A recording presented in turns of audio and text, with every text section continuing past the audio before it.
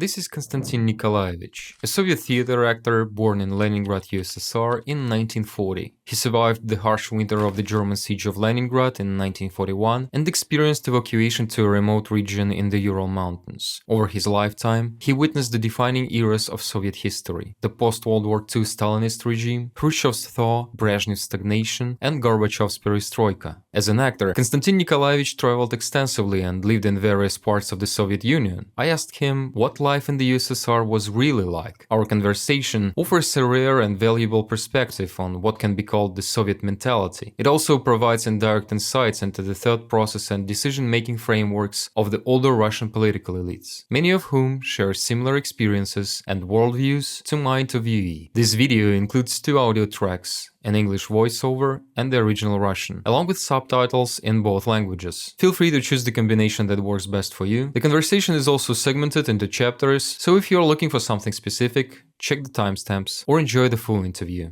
Thank you for your time. You were born in August 1940. Less than a year after Germany invaded the Soviet Union, almost immediately Leningrad was besieged. You were born in Leningrad itself.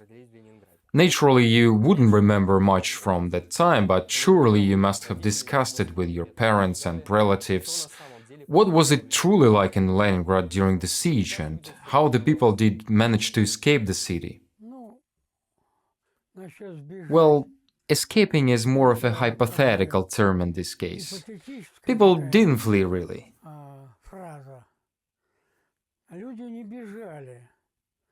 They simply waited to see what would happen.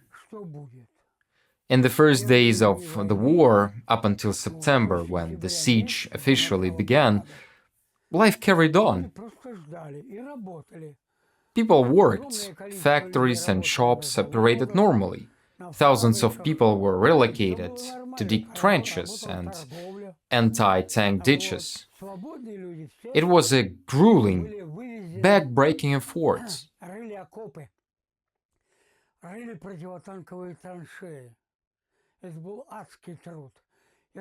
Most of the work fell on women, children and the elderly. Armed with nothing but shovels, they dug 3-meter-deep trenches to block German tanks. At first, things seemed relatively normal. Supplies were sufficient, there were large reserves of sugar, flour, meat, and canned goods stored in the Badaev warehouses. But then, after tip-offs from traders, German planes bombed the warehouses, reducing everything to ashes. Rivers of molten sugar flowed out of the burning storage facilities. The city suddenly found itself without its vital food reserves.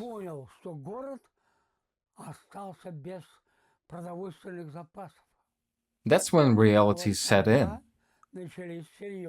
By September 1st, 1941, the official start of the siege, it was clear that there was no food in the stores. Bread rations were slashed, and ration cards were immediately issued.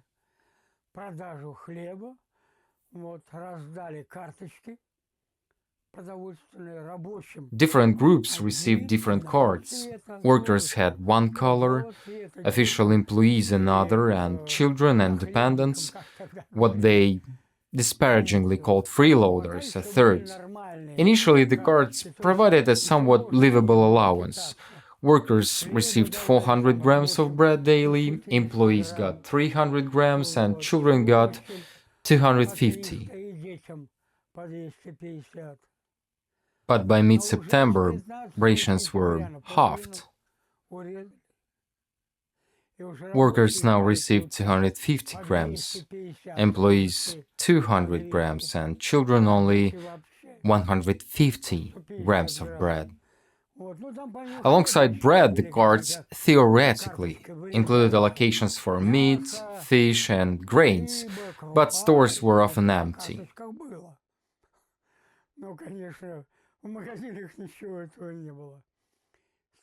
People waited in endless queues, hoping that something, anything might arrive.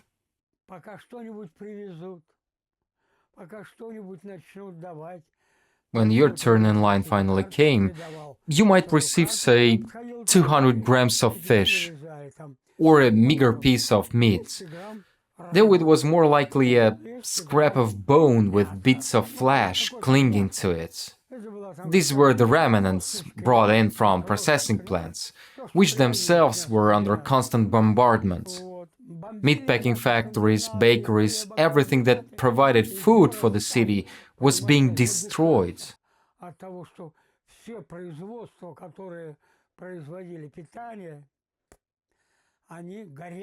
Fire brigades worked tirelessly, but the damage was relentless.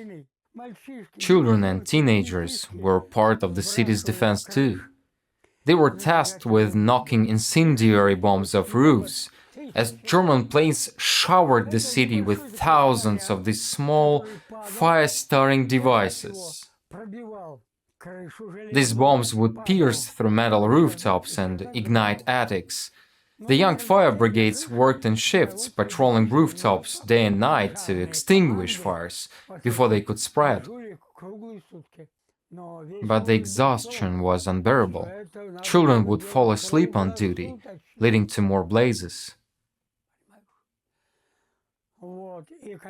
Fire engines would rush to extinguish the flames, but despite their efforts, parts of the city continued to burn.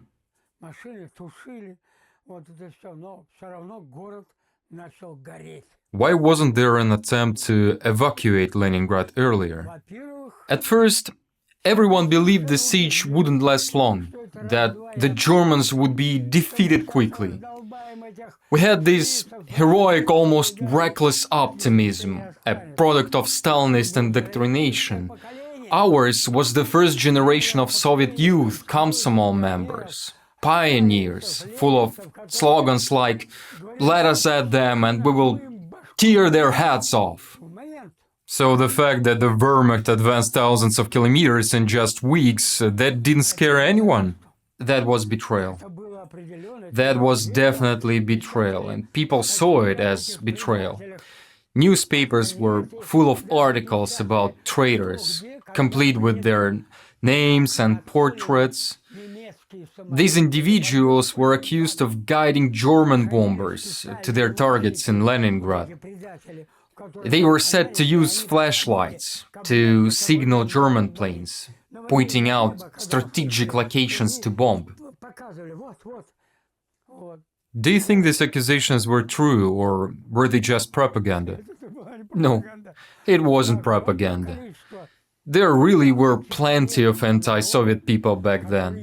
They despised the Soviet regime for what it had done, for the collective farms, for destroying Russia's agriculture, workers who'd been promised by Lenin, factories for the workers, were instead exploited mercilessly for a crust of bread.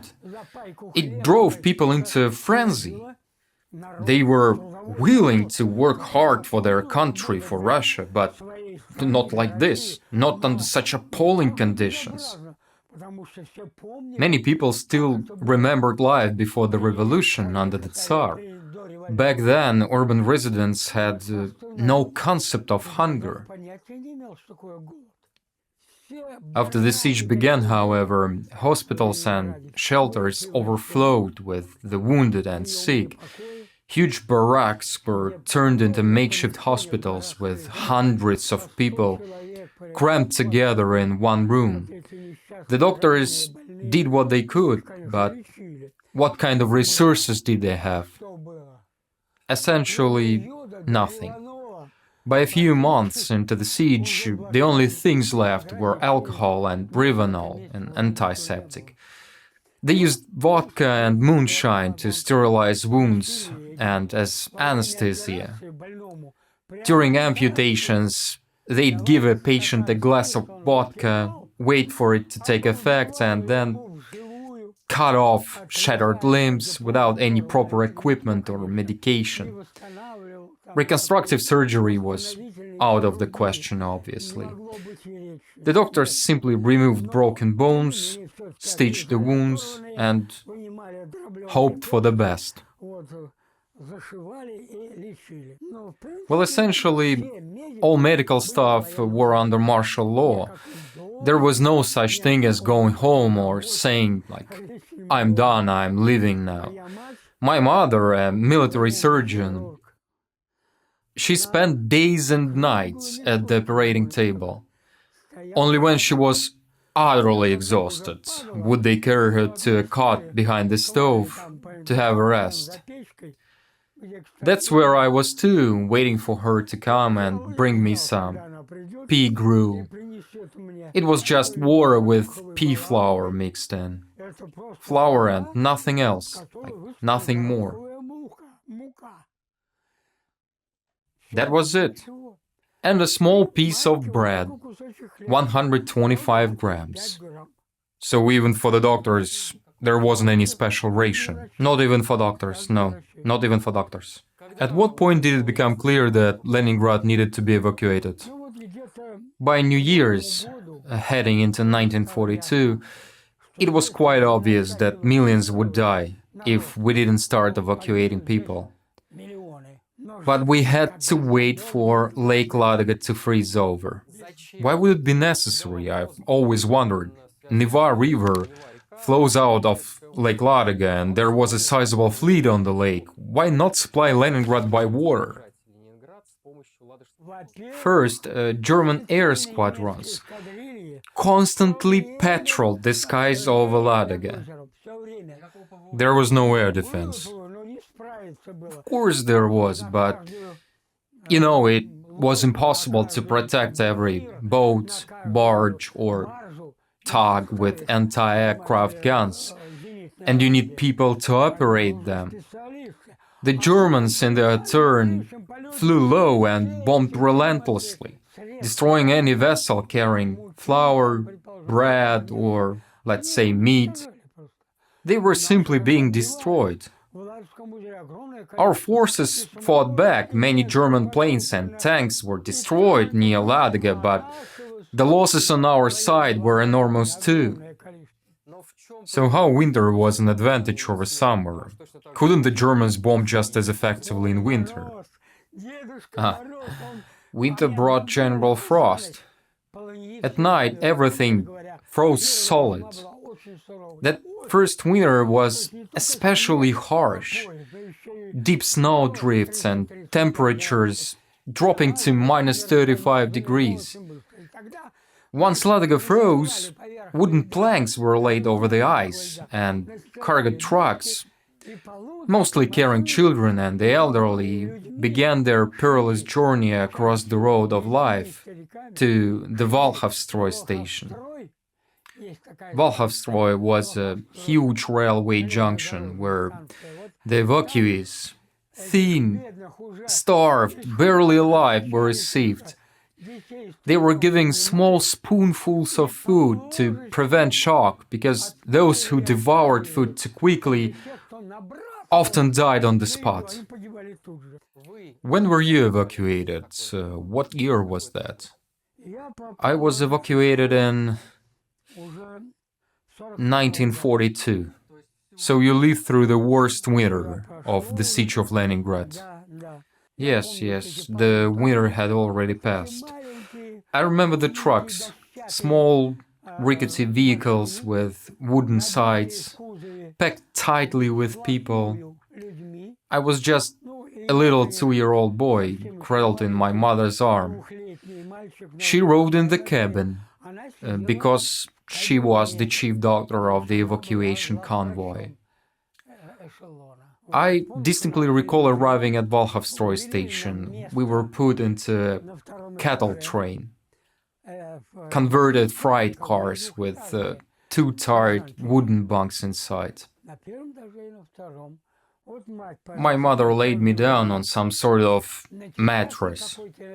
In front of me, I remember there was a long, narrow window. It was open, and I was lying underneath it, looking up at the sky. It must have been early spring. I recall it being around late March or early April. Spring, but still cold.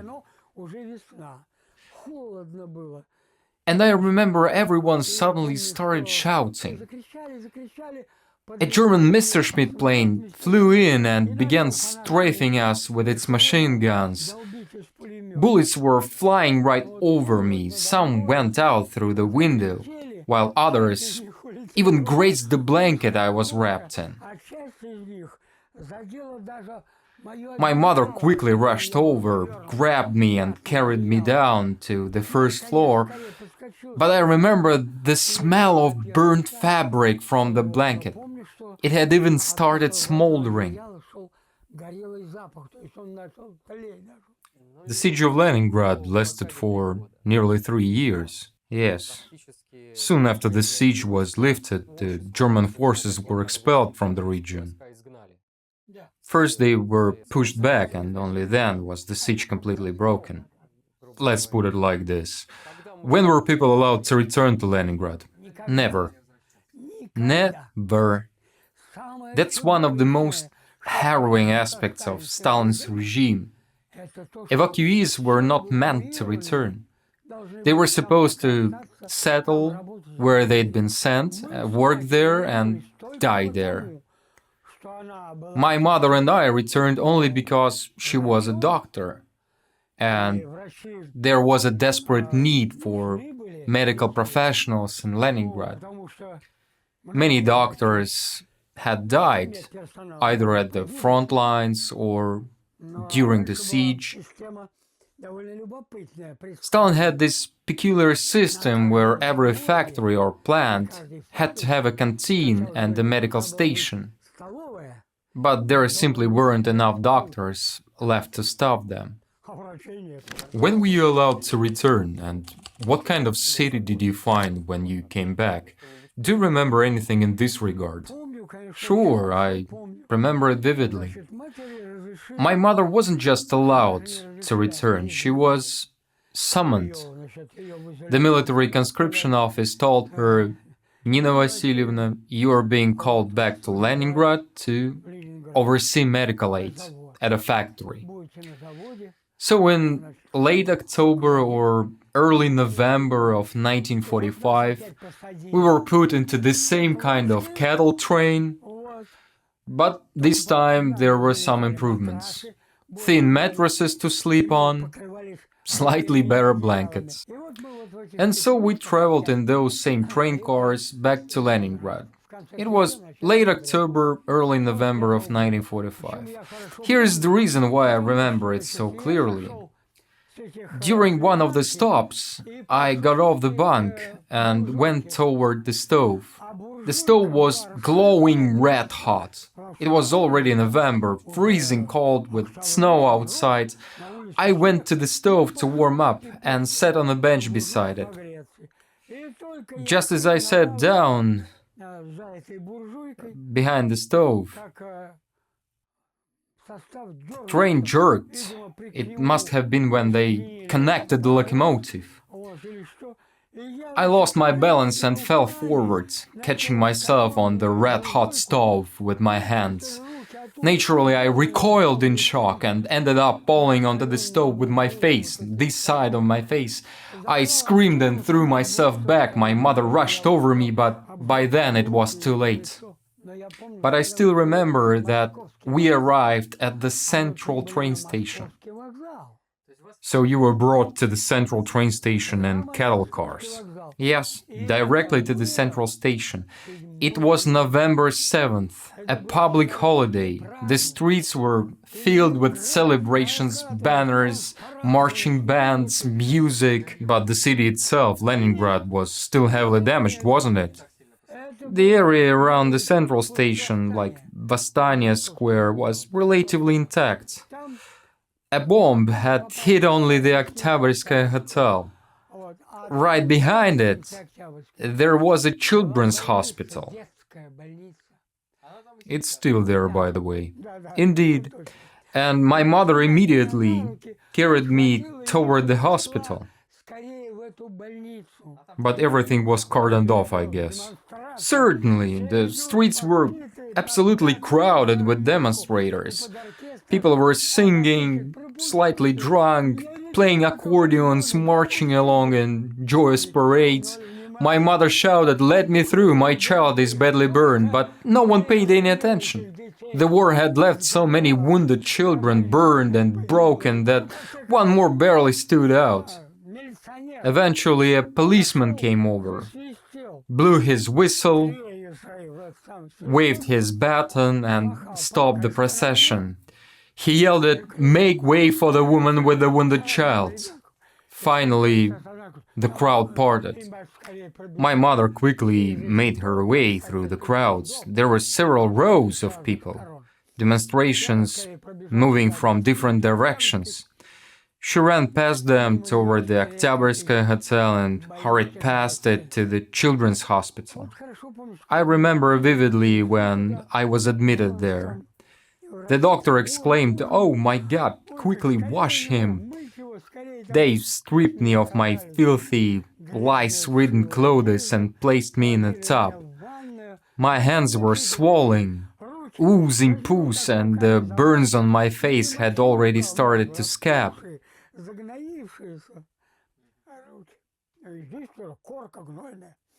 A nurse gently scrubbed me with a rough sponge. There wasn't anything softer available, I guess.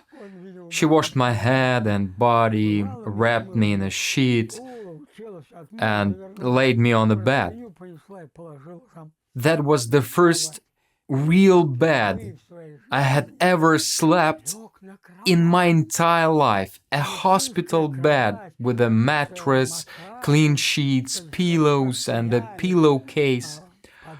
I was so overwhelmed that I stopped crying for the first time in days. So my mother left me at the hospital, obviously, to sort out her work assignment. She was given a room in a factory dormitory. It was a small room with 4 beds, each bed shared by 3 or 4 people: a worker, their spouse, and 1 or 2 children, or a worker with 3 children. Was that overcrowding because much of Leningrad's housing stock had been destroyed? Of course.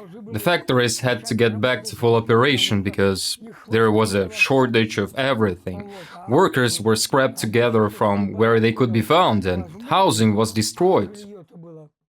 Like, completely destroyed, from top to bottom. Large bombs and heavy explosives had toppled entire buildings, and after the war, I remember seeing a lot of what were called gardens. Gardens. These were just ruins of bombed-out houses where the debris had been cleared, soil was dumped in the middle, flowers were planted, and benches were placed around. These were the so-called gardens, but once they had been 5- or 6-story residential buildings where many families had lived. Families that also mostly perished, I must say. Well, over 1 million people died in Leningrad from hunger alone during the siege. And then there were the ones killed by bombs, accidents, diseases. So many lives lost. Meeting someone you knew was a rare and shocking event. It was like, "Is that you, Kolya?" "Yes, it's me. And you, Vanya? Oh my God, we are alive." Most of our school classmates were gone, just 2 or 3 of us survived.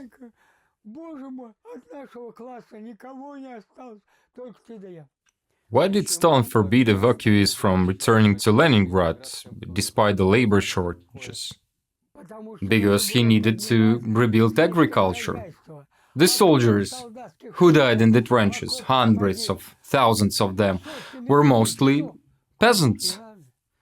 They were drafted from the villages, given a uniform, boots, a rifle, and 2 clips of ammunition, and sent to the front line. Stalin wanted the survivors to replenish the countryside first. Even after the war ended, did food shortages and rationing continue in Leningrad? Indeed, ration cards remained in place, but as a child I received 200 grams of bread daily, while my mother got like 400 grams. My grandmother, who worked as a foundry worker at the Baltic shipyard, it was a living hell. She was preparing the flasks. Flasks are the iron casting molds, so she was entitled to 800 grams of bread. This system lasted for years after the war, through 1946 and even 1947. And when did life finally start to improve, at least in terms of food? It wasn't until 1948, 3 years after the war. Yes. Well, first of all, a series of reforms took place. For one, the currency was changed. The old money was abolished because during the war, many war profiteers had hoarded money by the chestful. Our neighbor, Aunt Nura, had one chest completely filled with cash and another stuffed with bonds. Why? For one simple reason. As a janitor, she was required to make daily rounds of all the floors and check where someone had passed away. She would record the deaths in the house registry, then the bodies would be evacuated and either buried or, more often, cremated. Only a small number were buried, actually. But who checked her when she entered an apartment? No one. She would take anything valuable. She had an abundance of bronze, crystal and porcelain, quite a collection for an ordinary janitor. And of course, she would take the money, even though it was practically useless, as well as bonds. She just stockpiled everything, just in case.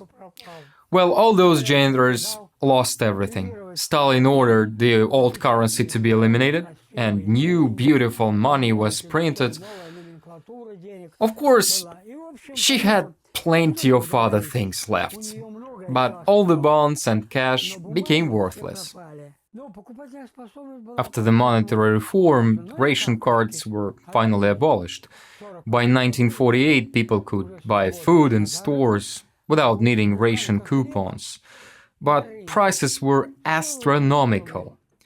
A loaf of bread cost 800 rubles, which was also my mother's monthly salary. A bundle of firewood was 125 rubles. And heating was still mostly done with wood-burning stoves. And how did people manage to survive under those conditions? There were designated firewood depots. You'd go there, present your work card, and receive a certain allowance, 1 or 2 cubic meters of firewood, depending on what you could afford. The logs, often over a meter long, were delivered to a courtyard.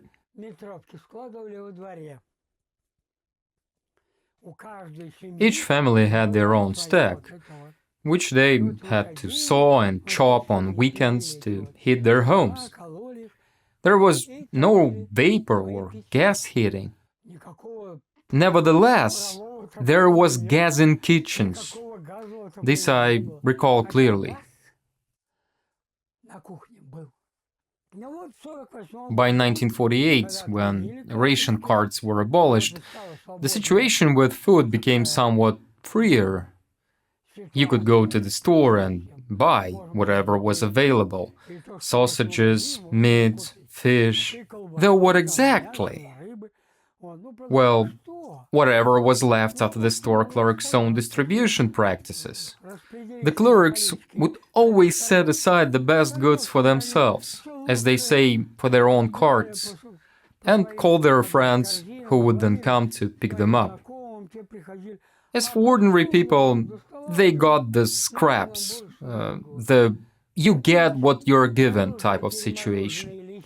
Frozen and refrozen bream, oversalted cod, some pollock, overall very low quality products, but people still bought them freely. They could go and buy an entire fish, not just 400 grams, as it was with ration cards. So the idea that there was no free market at all in the Soviet Union is a myth. Of course, it's not just incorrect, it's a lie, a blatant lie. The market existed even during the hardest times and continued when things became easier. For instance, Stalin established the so-called Torksin, trade establishments for trading with foreigners. The store had several departments, a food section, a clothing section, and a section for various goods like radios, telephones, and receivers. By the way, telephones were already found in many apartments, especially in communal ones. In the corridor, there was a telephone. You could make a call. So, Torksin didn't sell for rubles. They sold for dollars, pounds, marks, and gold. Where would ordinary Soviet citizens even get foreign currency? So, where they would get it? A lot came from soldiers, returning from the war. Do you think they ignored the treasures they found in Germany, saying like, no, this is German gold, this is German jewelries? Not at all. They stuffed their pockets, bags and uniforms with money, gold and anything portable. Generals returned with entire trainloads of paintings, carpets and furniture. Regular soldiers brought whatever they could carry. And Stalin initially turned a blind eye. He famously said, "They looted us. Let them feel what it's like when a foreign soldier takes your valuables."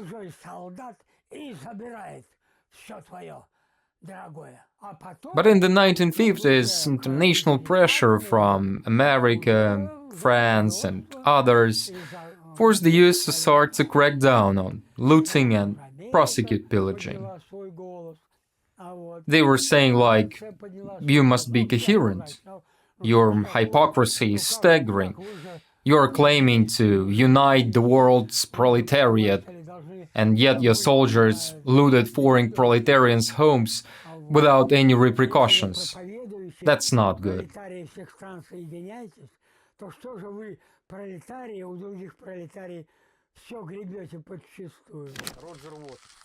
Roger Waters of Pink Floyd, your contemporary, once described the British education system as a meat grinder that churned children into identical cogs for society. He famously explored this theme in The Wall. And how would you describe the Soviet education system in the early 1950s?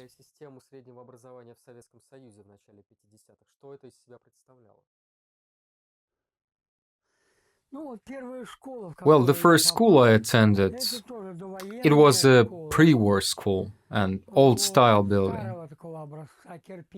It was a 3-story brick building. I clearly remember my first impression. When I walked into the school, there was a Stalin portrait right above the door. Remember, the ceiling in this pre-war building were huge, maybe like 5 meters tall. So there was a huge portrait of Stalin in a grey coat, sternly looking straight ahead. Above the portrait, it was written in English. Long live Comrade Stalin. Later I was told that it meant long life to Comrade Stalin. I learned that later. At the time I just stared at it and asked, "Mom, what's that?" And she said, "I don't know, son." Of course she didn't know any English either. I mean, like, do you remember any instances of propaganda or indoctrination at school? The first grades I remember were about learning to read and write. At first it was just lines and hooks, then letters, then the cat sat on the mat, and so on. I can't say I remember any struggles or anything stressful, no. I do remember that in second grade my class and I were taken to a ceremonial lineup and we were inducted into the Octobrists. It meant that you had become some kind of junior members of the CPSU. That's correct. But we boys went to school for boys and the girls went to school for girls. We barely saw each other, maybe in a park or on the street or in the courtyard, but we never really interacted. So there wasn't any intense political proselytizing or propaganda in schools. The only overt propaganda I remember was during public events, like creating living tableau for holidays. For example, on November 7th, we would reenact revolutionary scenes. Boys would dress in makeshift military uniforms with wooden rifles and cartridge belts. Later, by New Year's, we would have holiday-themed performances like Father Frost or Mother Winter. I was once dressed as a snowflake. I even have a photograph of myself in a snowflake costume in one of my old albums. In girls' schools, the activities were similar. Everything changed around 1951, during Stalin's lifetime, when schools were integrated. Boys and girls began studying together. At first, it was awfully awkward. On one hand, it made school more lively. You could tug on a girl's braid or playfully pull at her skirt during breaks. But academically, they were imperial miles ahead of us. Girls read better, wrote better, calculated faster. And our teacher, Polina Borisovna, constantly held them as examples, saying, "Look at how well the girls are doing." But it made sense, though. Boys were less supervised at home. After school, we would throw down our satchels and backpacks and head straight to the courtyards to play or get into mischief. We would climb on wood piles, build makeshift rafts from planks, and float them in the communal laundry basin in the basement.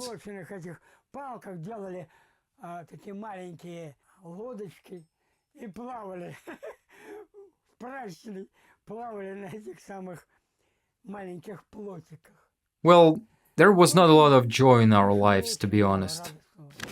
What changed after Stalin's death? Did anything improve? Nothing. Absolutely nothing changed. For a while they played on the radio, "Oh, oh, oh, long live Comrade Stalin, Stalin's cause will never die. Stalin is still our leader, we will carry out his will."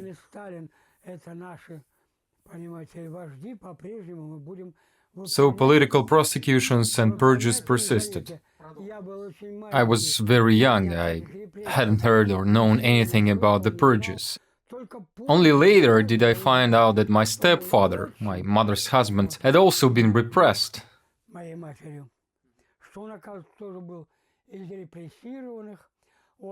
But he was repressed because of his ethnicity. His last name was Oinanen. He was Finnish. By the time he got together with my mother, he was, of course, a completely ruined person. An alcoholic. He was completely anti-Soviet, hated Stalin and his inner circle. What was there to love about him? Indeed, he had absolutely no reason. I once asked him, "When did your problems with the government and Stalin start?" He said, "When I turned 14. I wanted to enroll in a military aviation school.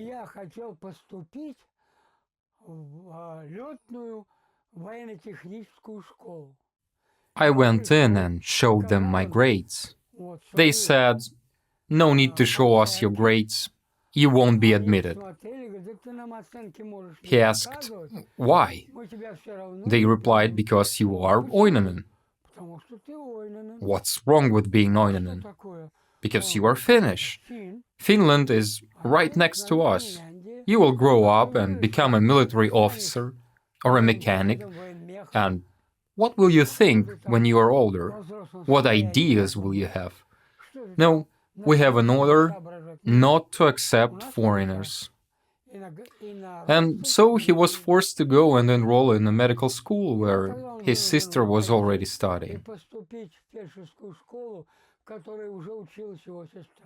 So there was literal racism in the USSR.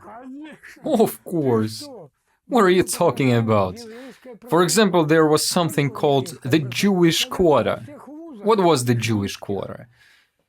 In all universities, technical, artistic, literary, any kind, there was an ethnic percentage set for admissions. You had to fall within 5%, 3%, or 1%. For example, at the Military Mechanical Institute, now the Baltic Institute, it was 1% and no more. No matter how brilliant you are. In the Technological Institute, it was, let's say, 5%. And in cultural institutes like theatrical or artistic schools, it was 3%. And that was it. Were there any privileged nations? Georgians. Yes, they were given privileges. There was a lot of racism. I have so many memories from traveling across the Soviet Union. Honestly, I can't think of a single region that left me with good, pleasant impressions. The worst were, without a doubt, Georgia, Armenia, and the Baltic states.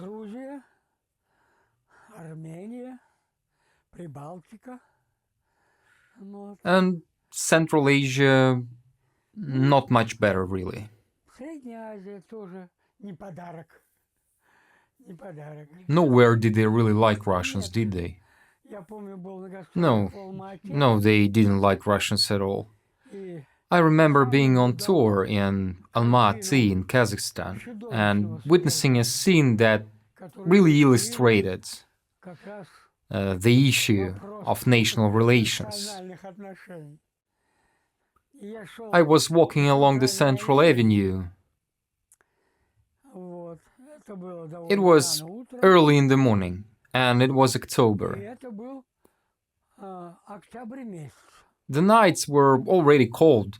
In Central Asia, it gets very cold at night. I don't know why, but during the day it can be plus 35 degrees, and at night it drops to -5. So I am walking and see this picture. A very old man in a turban, wearing his cotton robe, bending over someone and saying something. I get closer and see a Russian man, absolutely drunk, lying in tatters on the grass.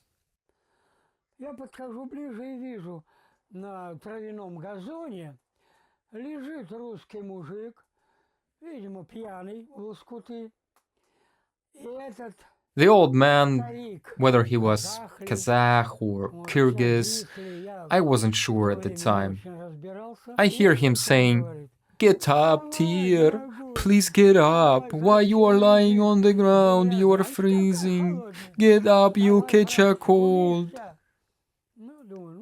So I thought the old man is showing some compassion, not just walking past. So I kept walking, but not too far. I turned back. I wondered if he would help him to get up. And I see that the old man is kicking him in the ribs with his boot. "Get up, you bastard! Why you're lying around here? Is this a garbage dump for you?" There is your illustration. So the friendship of nations didn't work out. Yes, in public it's one thing, but in private it's totally another. In Tashkent, the situation was no less unpleasant. I walk into a theater, and near the actor's entrance there is an old Uzbek, sitting on a box, a fat, chubby Uzbek, dozing off.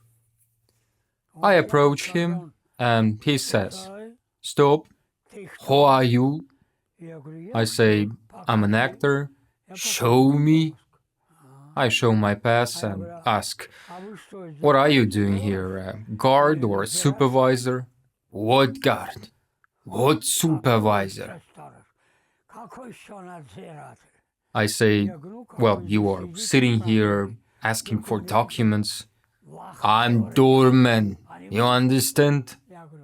I say, "Yes, of course, I understand. Can I buy you a beer?" Right across from us were vending machines with soda and beer, a glass of beer for 10 kopecks. "Well, let's have a beer." I drop 10 kopecks, give him a beer. "Well, drink up for your health." So he drinks half a glass, wipes his mustache. I ask, "Well, honestly, how do you feel about us Russians? We came here to give a concert and a performance. Do you want me to tell you the truth?" "Yes, only truth." "For a good Russian, there will be a sharp knife. For a bad Russian, there will be a dull knife." Don't you feel that they always saw Russians as occupiers? I don't know. I don't know how they saw us. But what kind of occupiers are we? Occupiers come to kill and plunder. The Brits didn't come to India to kill and plunder. They brought medicine, education. For 100 years they plundered India. They had been stealing gold, precious stones, everything. Most likely all the Uzbeks and Kyrgyz would tell you the same thing. The Russians came, took everything from us, stole the gold, took the oil, and in return built 5-story Khrushchevki that we despise. Well, in general, I could give you similar examples from Armenia, Georgia, the Baltic states, everywhere. That's how it was, you know? And how were people from the regions of the Soviet Union treated in the Russian areas? Was it the same bad treatment? Terribly. And how they treated Muscovites? How they treated Leningraders?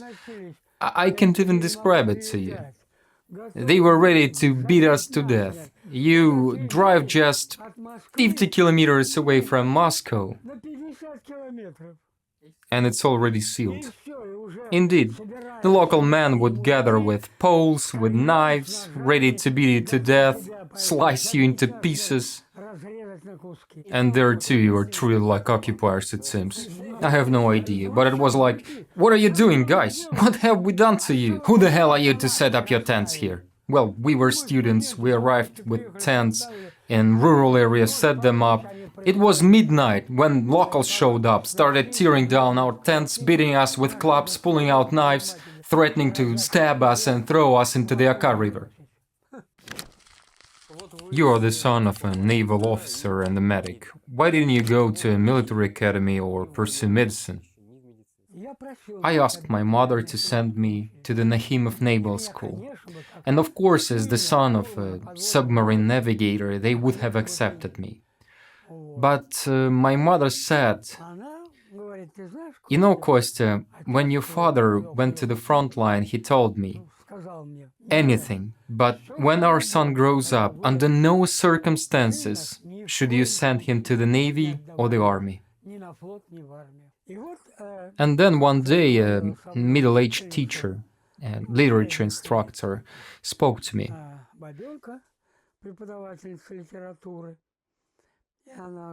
She asked, "Do you do any extracurricular activities?" I said, "Yes, I'm in a theater club." "Very well, very good. I think you have a good future in acting. If you push a little harder, I'll talk to other teachers and we will get you a medal."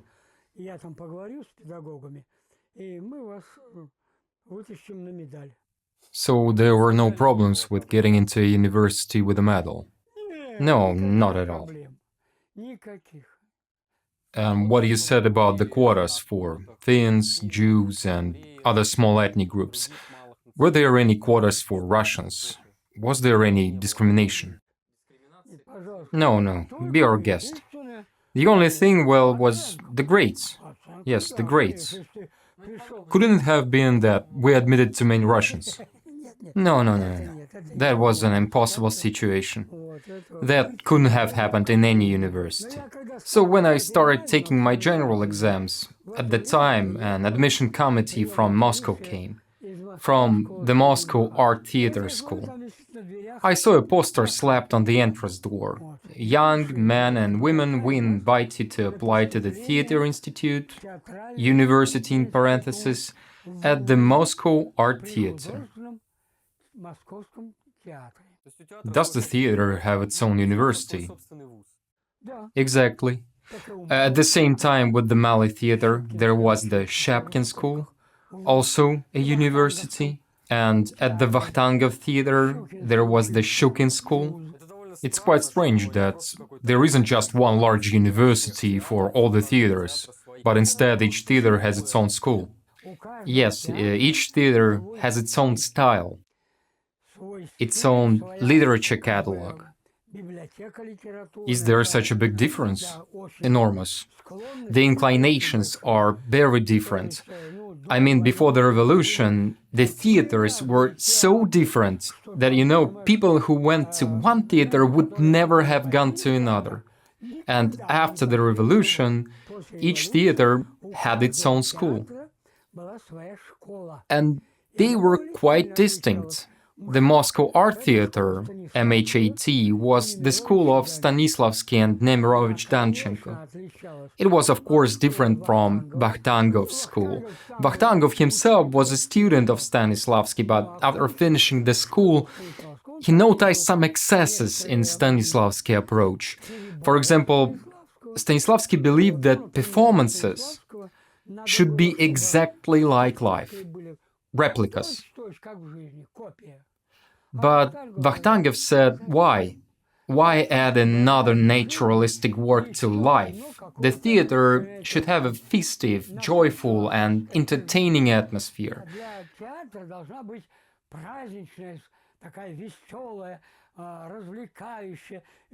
And so he staged Turandot, which in essence is nonsense foolishness.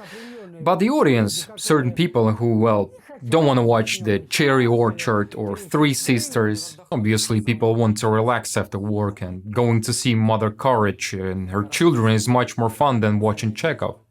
Of course. I myself performed in Mother Courage at the Mayakovsky Theater, and I know that this type of dramaturgy is much more theatrical than, say, the dramaturgy of Ostrovsky or Chekhov, and so on. In 1959 you came to Moscow from Leningrad. Indeed. Tell us, what was the difference between these two cities? How noticeable was it that Moscow was the capital, while Leningrad was the former capital, that it had lost its capital charm and suffered from the war? That's a good question. But the answer, unfortunately, is quite ordinary. There was no real difference. The only thing was that Leningrad was the architectural and cultural capital, where by the 1950s everything had been already restored. The buildings, the theaters, the museums, everything had already been restored. But Moscow still felt like a big village, with corrupt streets and leaning houses, especially when it comes to, let's say, the Riga railway station. In fact, all the train station neighborhoods, the areas around the Kursky, Belarussky and Riga railway stations. By the way, the area around the Kursky railway station still looks dreadful. And back then, it was a real mess. Moscow is built on hills, and all the streets were corrupt and uneven. There were still plenty of wooden houses. Didn't Stalin order all the wooden architecture to be moved? Yes, from the central streets. But for example, the Riga railway station and Trifonovskaya Street, where the theater dormitory was located, were something monstrous. Mira Avenue, which ran nearby toward the National Exhibition, was built in grand Stalinist classicism. But just 100 meters away from Mira Avenue, you'd find this atrocious, disgusting, almost a rural situation. I'm talking about the crooked wooden shacks. So this modernist and Art Nouveau revolution, it was all a Potemkin village. It was only on the central streets, literally. Absolutely correct. Moscow took a long time to get rid of this. So the whole story about Moscow being a city of incredible abundance, where everyone went for food, electronics and vinyl records, was it all untrue? No, that's true. That's true. The city center, which was more or less cleaned up by architect Zholtovsky. His buildings are still there on Tverskoy Boulevard and Gorky Avenues. That's Zholtovsky. Zholtovsky moved the old houses behind the facades of new buildings to the courtyards. Have you heard of that? Yeah, they would leave the houses with jacks. Yeah, they would leave the houses with jacks or set on rails and move them further back, further in. And along the front line they built very elegant Stalinist Empire-style buildings. Well, when I arrived in terms of the cultural level of the people I interacted with, they were just as cultured as those in Leningrad. Teachers, students, they were all very kind, quite progressive people. But when it comes to the lower stuff, like shopkeepers, not in the city center, I mean, rather on the outskirts, there was still an older generation, and they were quite unpleasant. Uncultured, rude, unpolite, and arrogant.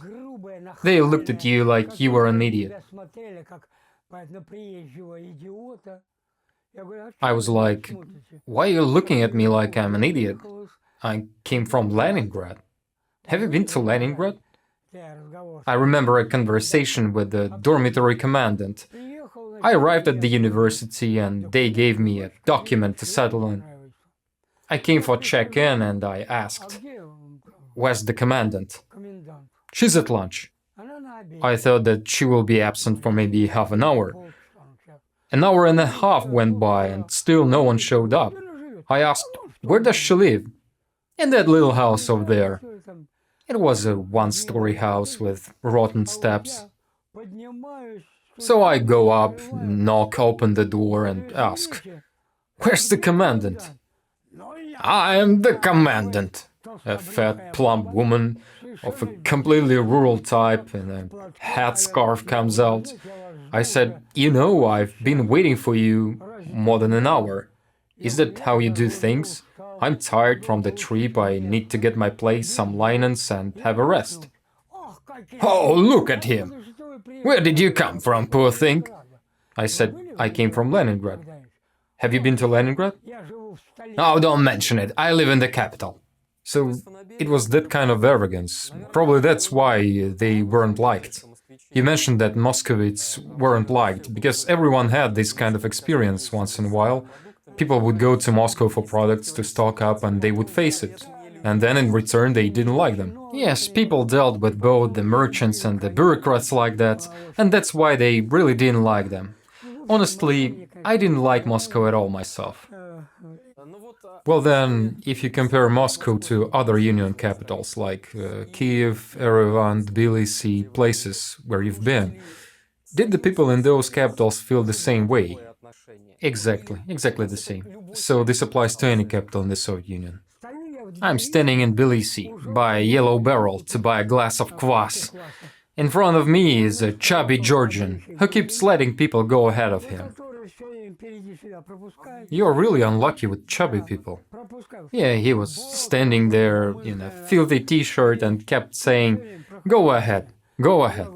I said, comrade. Well, I was being Soviet, I'm a Soviet person. Comrade, I also want a glass of kvass. In your Moscow you can want it. But here in Tbilisi we sell kvass for ourselves. I said, are you serious? Has anyone ever treated you like this in Moscow? It certainly appears they actually did. And he said, I don't give a damn about your Moscow. That's how it was, you see. As soon as they saw a Russian, they spoke in a rude, disrespectful, dismissive way, I would say. arrogantly.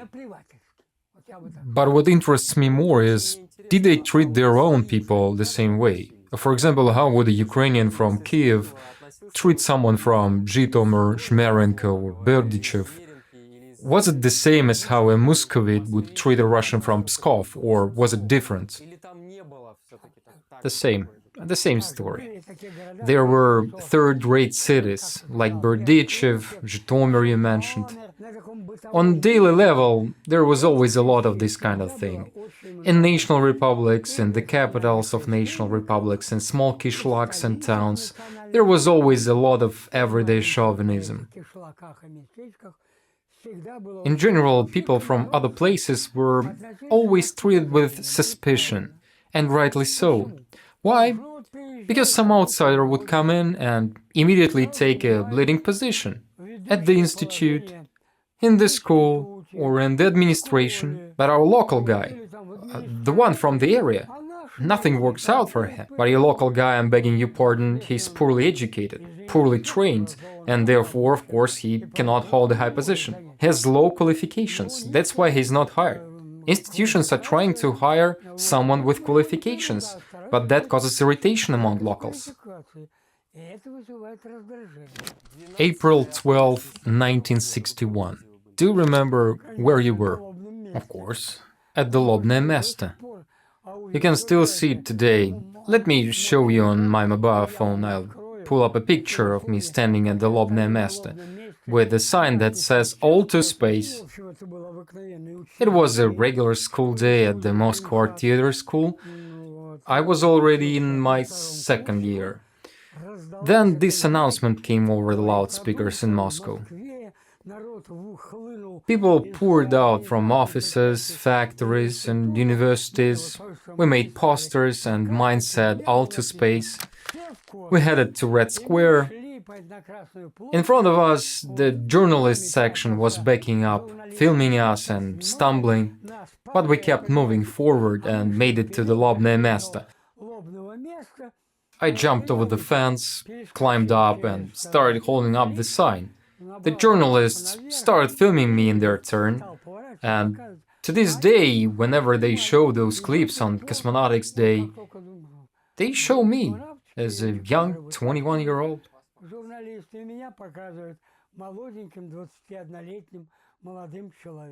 Was anything known about this before the flight took place? Nothing. The only thing we knew about was the launch of artificial satellites. We were all following that, yes. The artificial satellites had already been launched, they had even flown to the moon. But as for the flight of a human into space, we thought it would happen soon, but not right away. I'm not asking this for no reason, but because there is a conspiracy theory that in fact, Gagarin was not the first person in space, but rather the first successful cosmonaut who managed to go up and come back. That's why I'm asking if you were informed about any other launches. They didn't tell us anything, but I was on tour in Temirtau in Kazakhstan, which is known as the city of cosmonauts. And not far from there is the Baikonur Cosmodrome. Well, it's not exactly right next door. Temirtau is a railway station, just 2 or 3 kilometers away from Baikonur. While I was there, I had the chance to speak with some of the Cosmodrome staff. As actors, we're naturally curious bunch.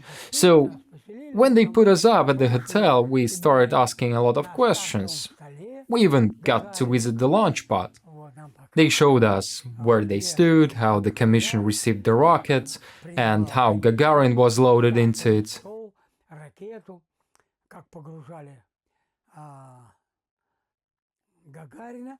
But he wasn't alone. He was with Titov. Titov stayed in the bus, as I was told. Gagarin got out, was escorted by the arm, and led to the lift. Meanwhile, Titov remained in the bus, just watching as they loaded Gagarin into the rocket.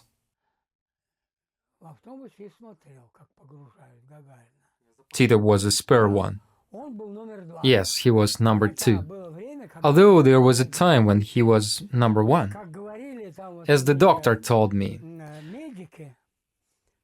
he didn't sleep the night before the flight. Tito was a Soviet intelligence, a nervous one.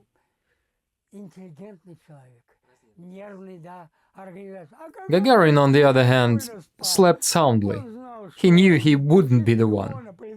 Tito would. But when they did the parameter check in the morning, which is mandatory, they saw that Tito wasn't ready.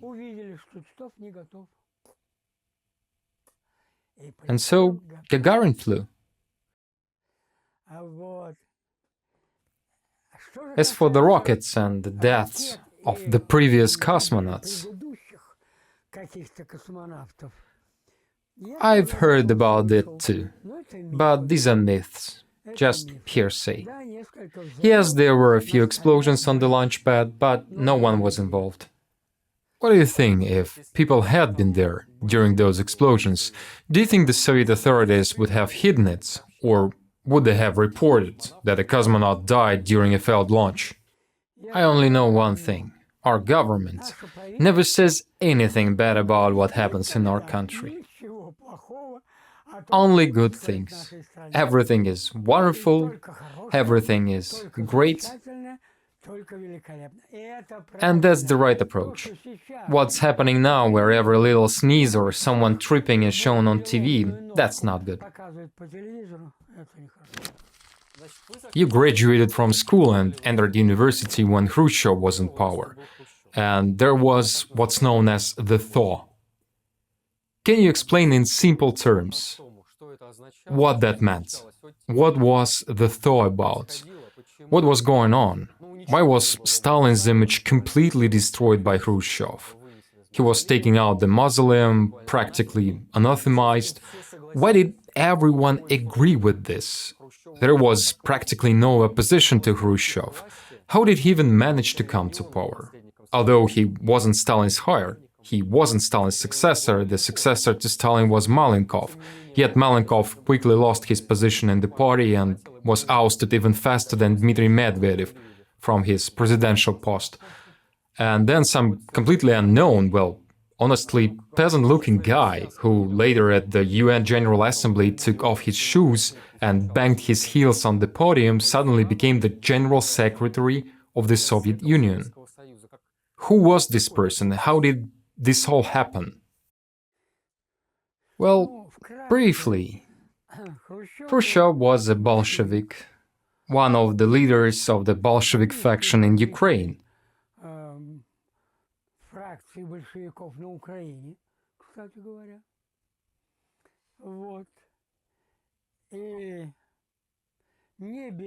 By the way, it was partly due to his influence that large territories of Russia were handed over to Ukraine.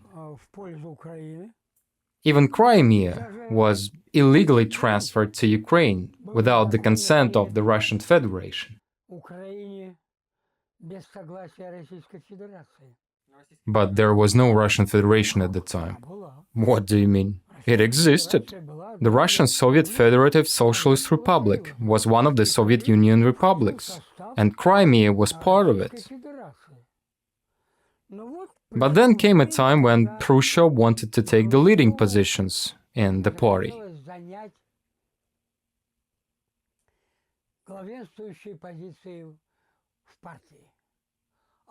But how could he do that? When Stalin called him a clown?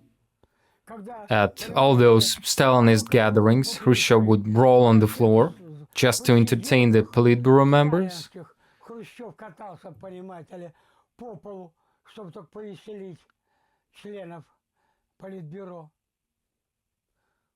So, how to get out of this situation? He decided that he had to somehow buy the party. Buy the party? Specifically the Ukrainian Communist Party. How did he do that? By giving them Crimea. Was it such a significant faction of the Soviet political establishment? Certainly. There were a huge number of Ukrainian communists, and those supported by them became the general secretaries.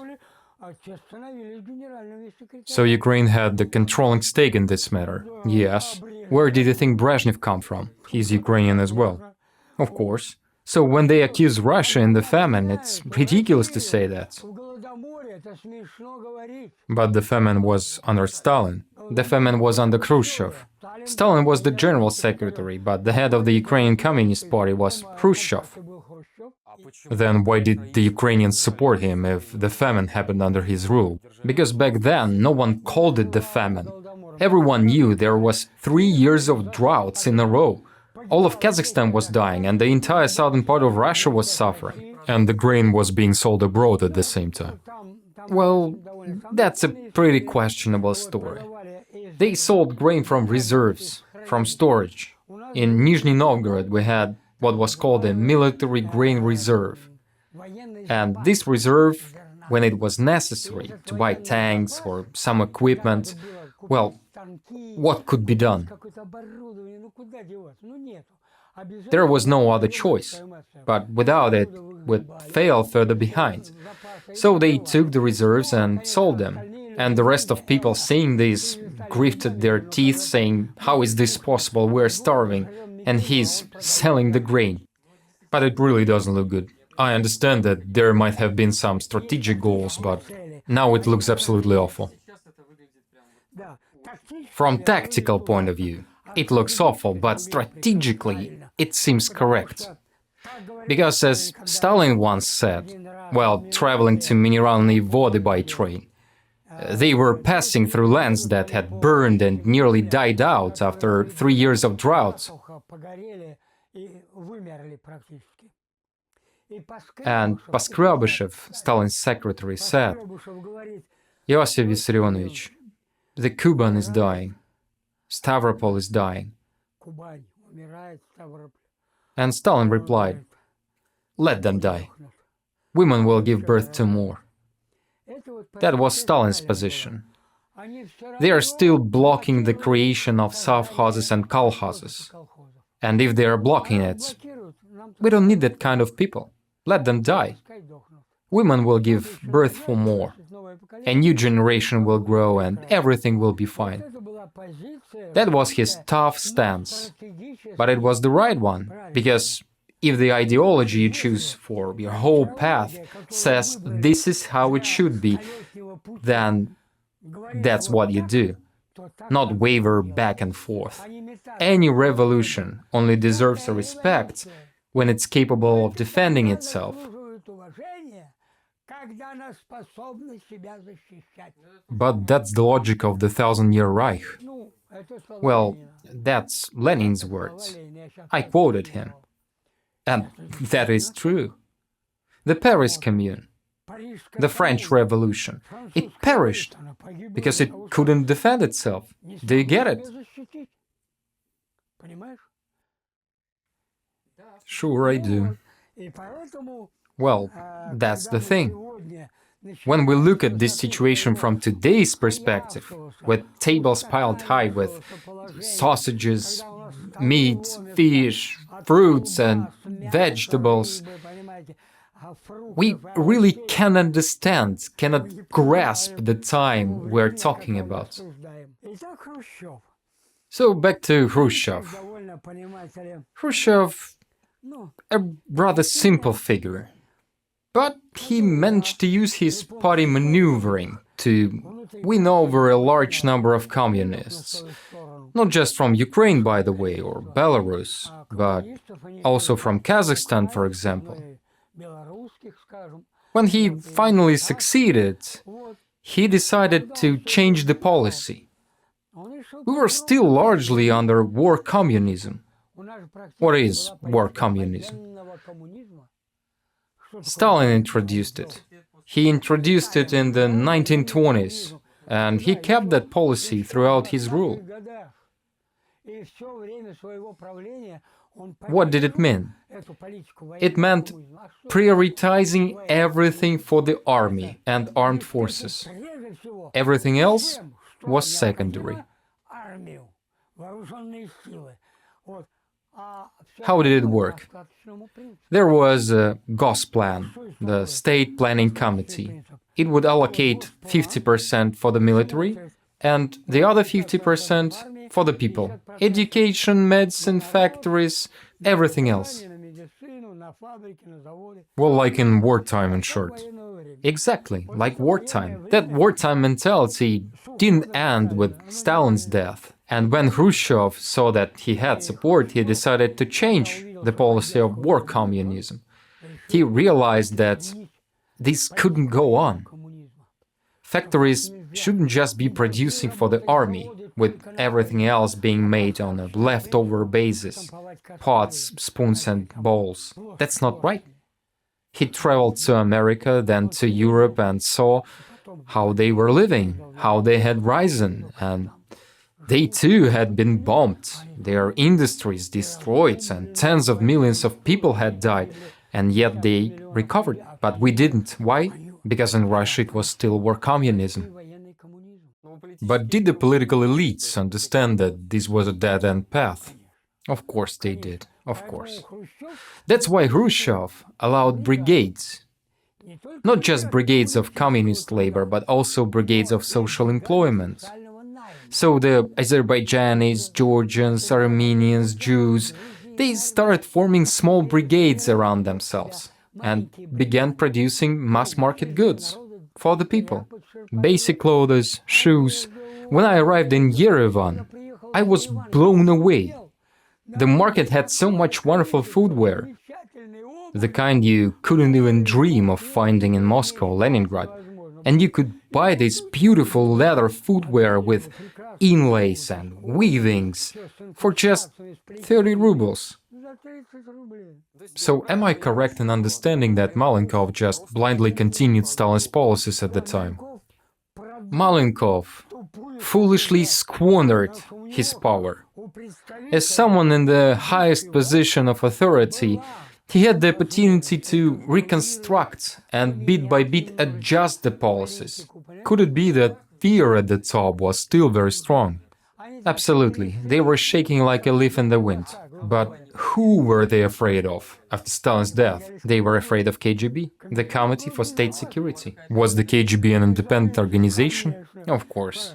It was like that from the very beginning. Both the GPU, the NKVD, and later the KGB were completely independent organizations. They were created specifically to keep the party and bureaucratic factions under control. Why didn't the party just get rid of the KGB? Because it was the party's first line of defense against everything. It was some kind of mutual protection. As soon as there was some kind of inter-party squabble, and there were many, a lot of them, then KVD would immediately show up, followed by the GPU, led by Dzerzhinsky. They would take all those people for a chat, invite them, talk to them, and soon the pale horse would turn pink, and then red. Yes, and so, Khrushchev decided to convene the 17th Party Congress, at which he said, "Enough of holding people by the neck. Enough. Several generations have passed with middle and higher education. People are capable of understanding everything. Let's give people the chance to speak, express their opinions, talk in the squares, at meetings, at congresses."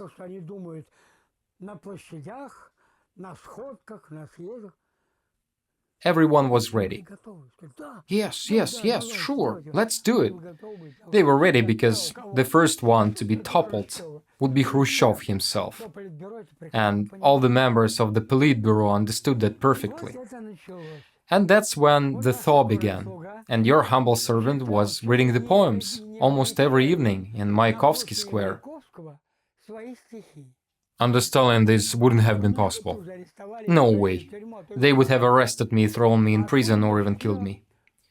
But here in 1959, 1960, it was already possible.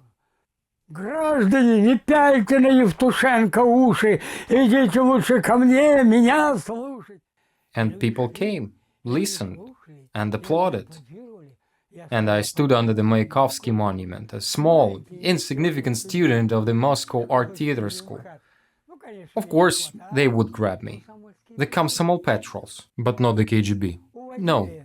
They would take me to the basements, they were assigned to, dry, warm basements for the Komsomol patrol.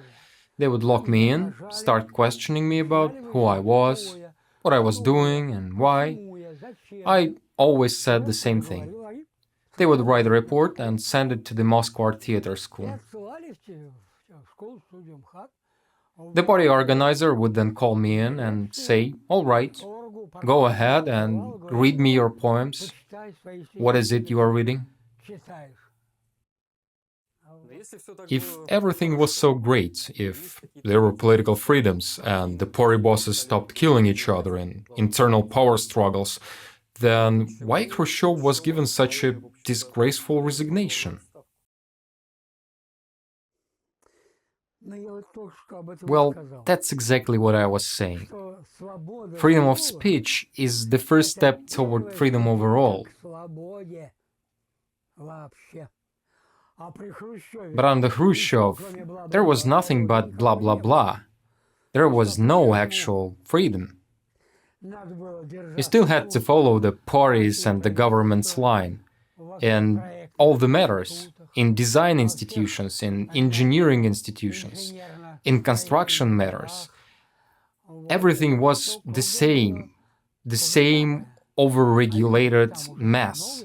But the people had changed. They had already received their education and their professions under the new Soviet government. A lot of things were discussed in kitchens. A lot was talked about at the workplace.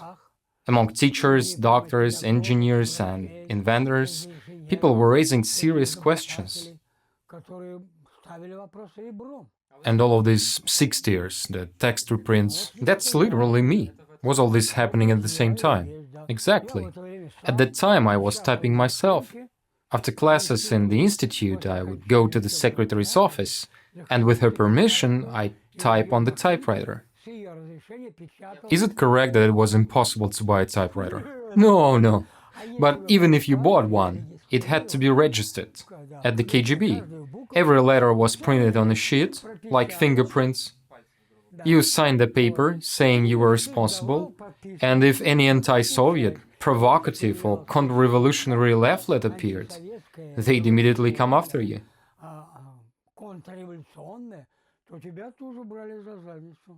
Now back to the question of freedom.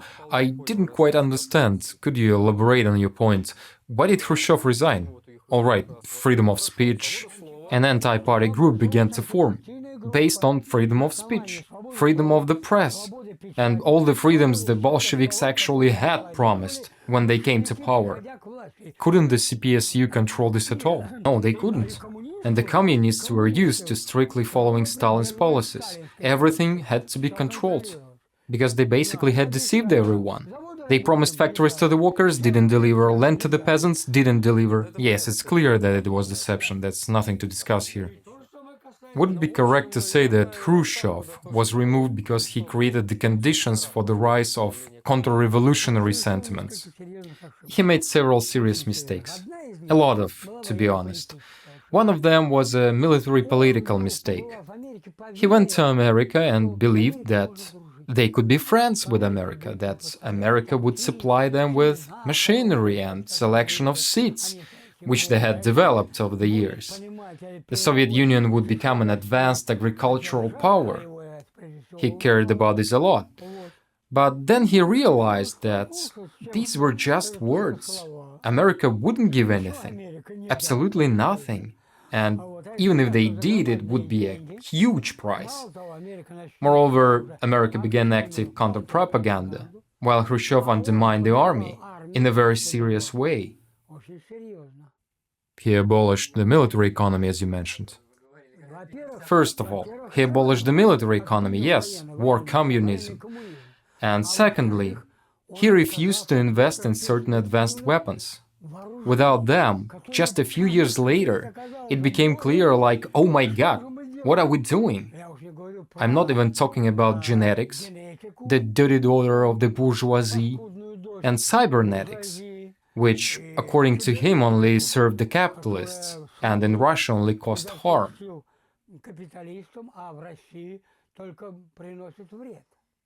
Capisci? Everyone remembered all of that. And Lysenkoism. Do you know who Lysenko was? Some dude against the genetics. Yes, he was a Logal Pole in genetics, who caused a lot of trouble and slowed down the development of the entire field. The same thing happened with weaponry in general. So too many mistakes had piled up. Exactly, and they confronted Khrushchev with it at the Congress. He gave a brash speech, but the others started speaking out right away. Do you know how these kinds of oppositions were prepared? Because obviously you couldn't just start speaking out against the General Secretary out of the blue. Of course, in secrecy. They gathered in secrecy, a group of people who presented arguments, evidence, materials, documents. Weren't they afraid that in the end the KGB wouldn't side with them? Of course they were afraid. Of course it was scary.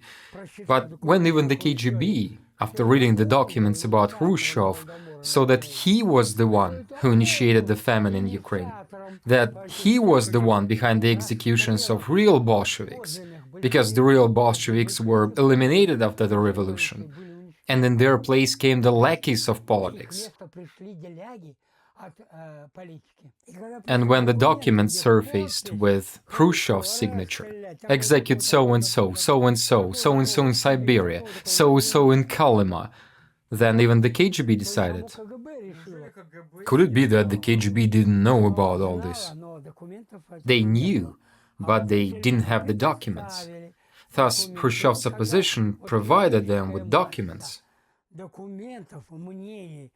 So when the critical mass of documents and opinions was gathered, Khrushchev was told that, Nikita Sergeyevich, in fact, the Central Committee and the Politburo believes that you had already reached a critical age. In our country, men retire at 60, but you're already 70. Let's think about your wonderful retirement period.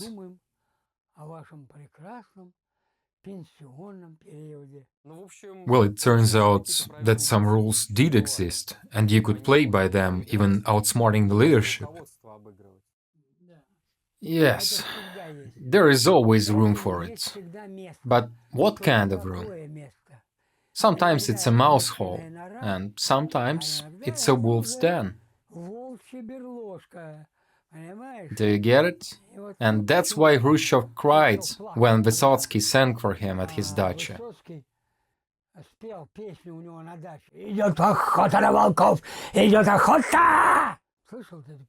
Have you heard this? Oh, it's a great song. Khrushchev literally cried. He told Vysotsky, Vladimir, how do you know all this? You weren't part of our circles. And Vysotsky replied, Nikita Sergeyevich, everyone knows so much about you, that it's better not to ask. In general, when discussing contemporary Russia, especially Putin and the ruling elites, they're all from around the 1950s, give or take a few years. And there is often this thesis that they're trying to bring Russia back to the times of Brezhnev's stagnation, because, well, they were in their 20s back then and everything was good for them, and on some subconscious level they want to return to the past when they were young and pretty. And in general, Brezhnev's stagnation is perceived as some kind of, well, a mystical country where there was delicious ice cream, cinemas and amusement parks. At least that's how it feels for someone who never lived there. It seemed like a blissful state of universal happiness, where everyone knew what tomorrow would bring, but everyone was sure that nothing bad would ever happen. What was Brezhnev's stagnation like for you, and was it really a stagnation? Is it fair to call this era the stagnation? What was the Brezhnev-era Soviet Union really like? I was visiting friends when I first heard on the radio that Khrushchev had been replaced as General Secretary by his first deputy, Leonid Ilyich Brezhnev.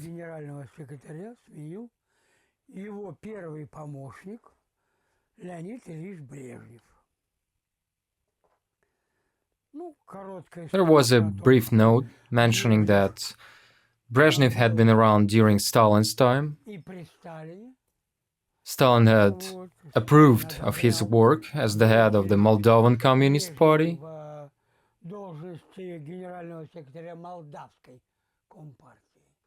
This was the first time Brezhnev was really mentioned.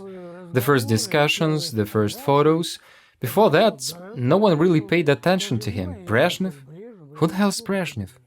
But suddenly there were big portraits of him in the newspapers, Pravda, Izvestia, stories about how great he was. Homegrown Kamala Harris. How young he is and energetic and how everyone loved him.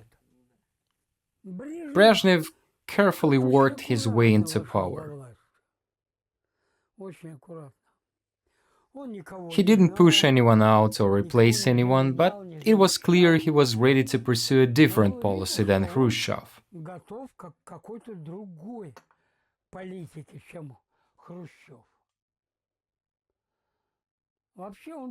He was a cheerful guy. He had led the Moldovan Communist Party, but at the same time he was in charge of the Moldovan song and dance ensemble Jok.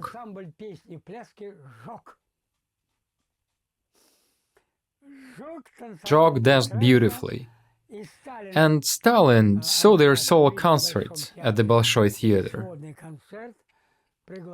He invited Brezhnev over and said, "Well done, Moldovan." He called him Moldovan. "Your people dance excellently." After that, Brezhnev's career took off.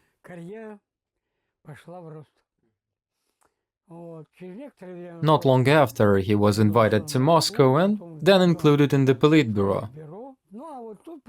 After Khrushchev was gone, Brezhnev first turned his attention to the mistakes Khrushchev had made.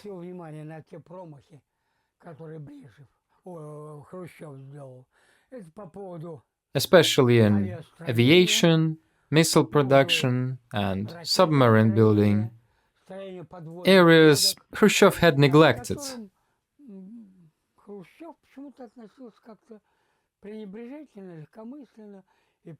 As a result, we had fallen seriously behind. Brezhnev revived these projects. He started visiting Baikonur himself, meeting with Korolev, the General Secretary of Kazakhstan. He emphasized that missile production had to be prioritized, and they quickly got things moving again.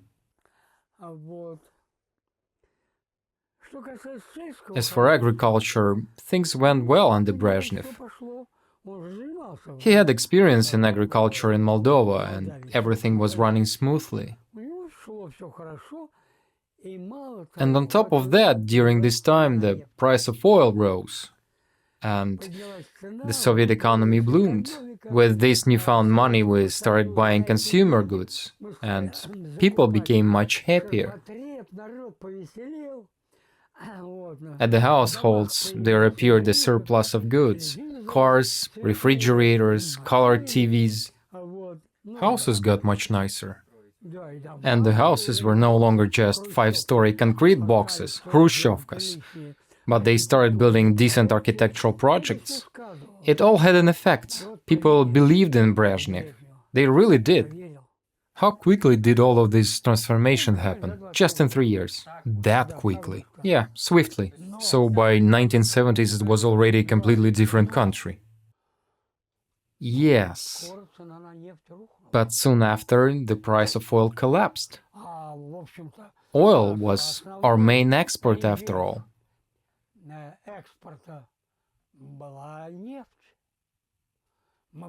We sold it basically everywhere. Then suddenly the price of oil dropped. It turned out that the Americans had intentionally built up a large stockpile of oil, opened several big fields in the US and Canada, and flooded the market with a huge amount of oil all at once. The price plummeted, and the USSR started to spiral downhill. But as you know, when you overindulge, you eventually pay the price.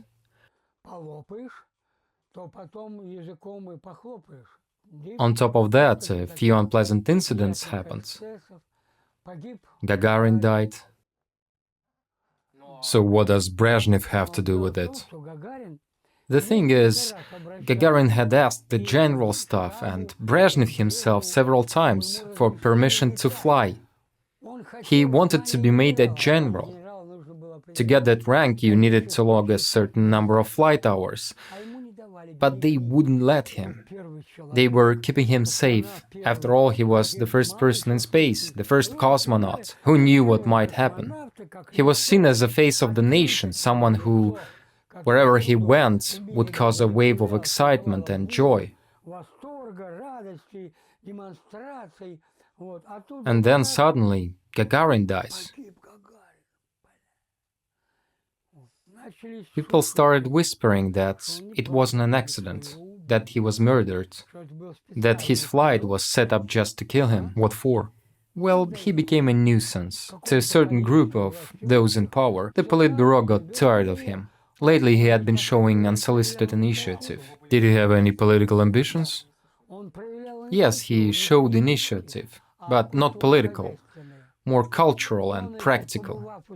After visiting his hometown, his childhood home in the village, he saw that nothing was happening.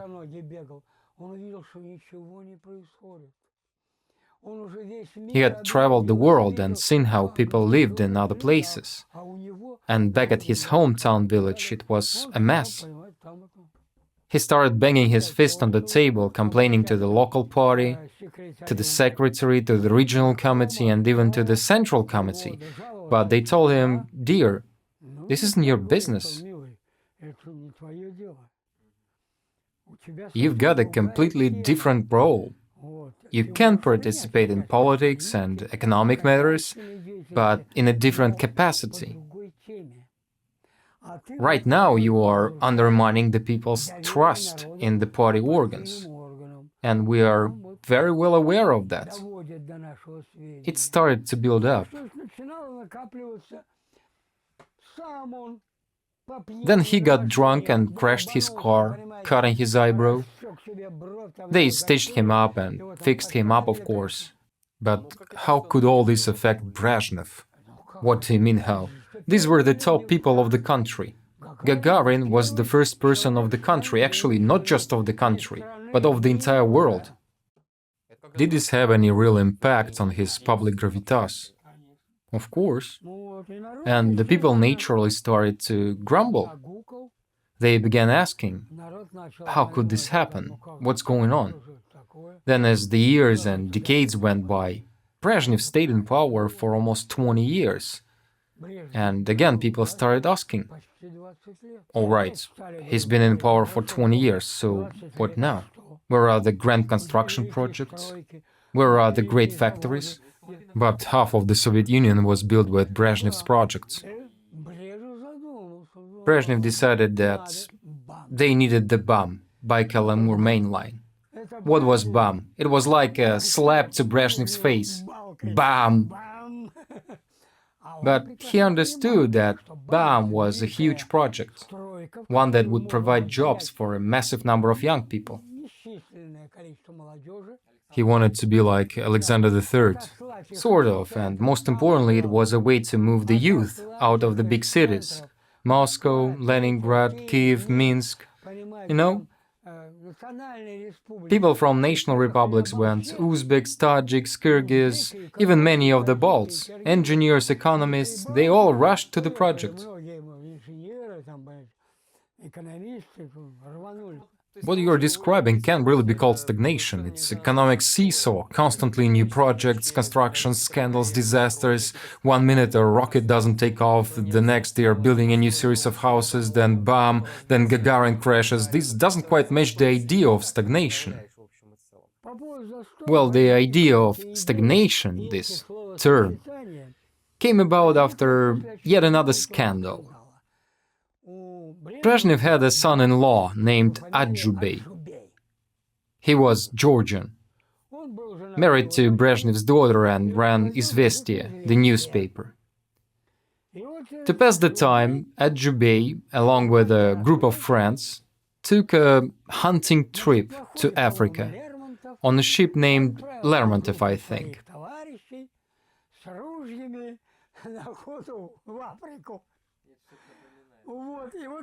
This hunting trip was picked up by foreign journalists, and they asked, "How on earth can you rent a whole liner for this?" Even the Soviet media picked it up. Of course, it was presented differently on TV. They made it sound like a month-long vacation for working people. Well, everyone knew this was a blow to Brezhnev, and they tried to downplay it. It certainly appeared so. And on top of that, one of Brezhnev's associates in Moldova, a lieutenant general, got caught in a big currency scandal. And that too was blamed on Brezhnev, saying he didn't keep track on things due to his old age. No, he's just an old man. This happened near the end, right? Yes, toward the end of his life. He had already buried his mother, and there were grand funerals. There was a period called a 5-year plan of lavish funerals. That was another hit to Brezhnev, honestly. People wondered, what's going on here? Why are we having this kind of spectacle? Why is his mother getting a state funeral? She wasn't a political figure nor a government official. Seems like he really got a taste of the star treatment, didn't he? Yeah. Or even 5 stars. How many did he end up with? Yes, he had quite a few. Probably could have pinned one of them on his sleeve. And that too started to work against him. People began to see him as a bit of a joke. What is he doing? He's handing out medals to himself and his close circle, and constantly kissing people, kissing. People didn't like it. Of course people didn't like it. When he kissed Honecker, for example. The Germans even painted their kiss on the Berlin Wall and called it "eternal kiss" between Brezhnev and Honecker. Damn. Was it something unusual? Was it not the norm? It was completely abnormal. By that point, Brezhnev himself wasn't quite right anymore. The KGB had assigned him a nurse, polite, sweet, middle-aged, who would give him injections whenever he had a headache or shoulder pain, you know. But what kind of injections? No one knows. She didn't write any reports. Eventually, she just got him hooked on drugs, you know. And Brezhnev turned into this almost lifeless figure who couldn't even speak properly.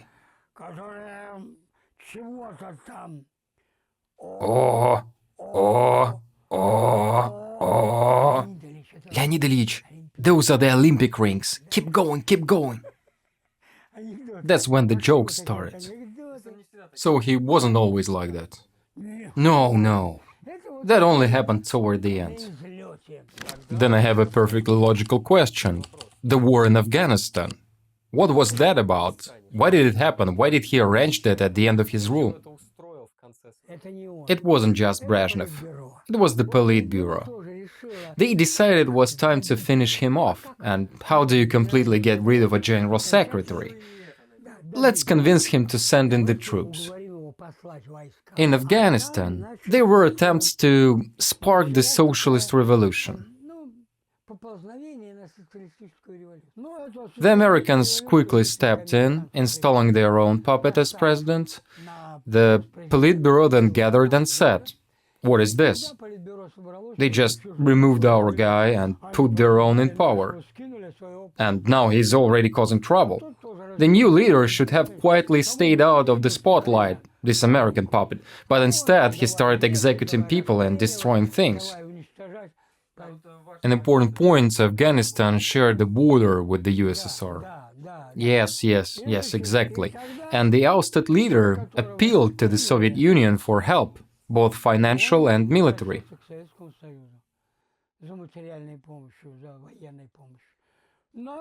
So the Soviet Union essentially triggered the civil war in Afghanistan.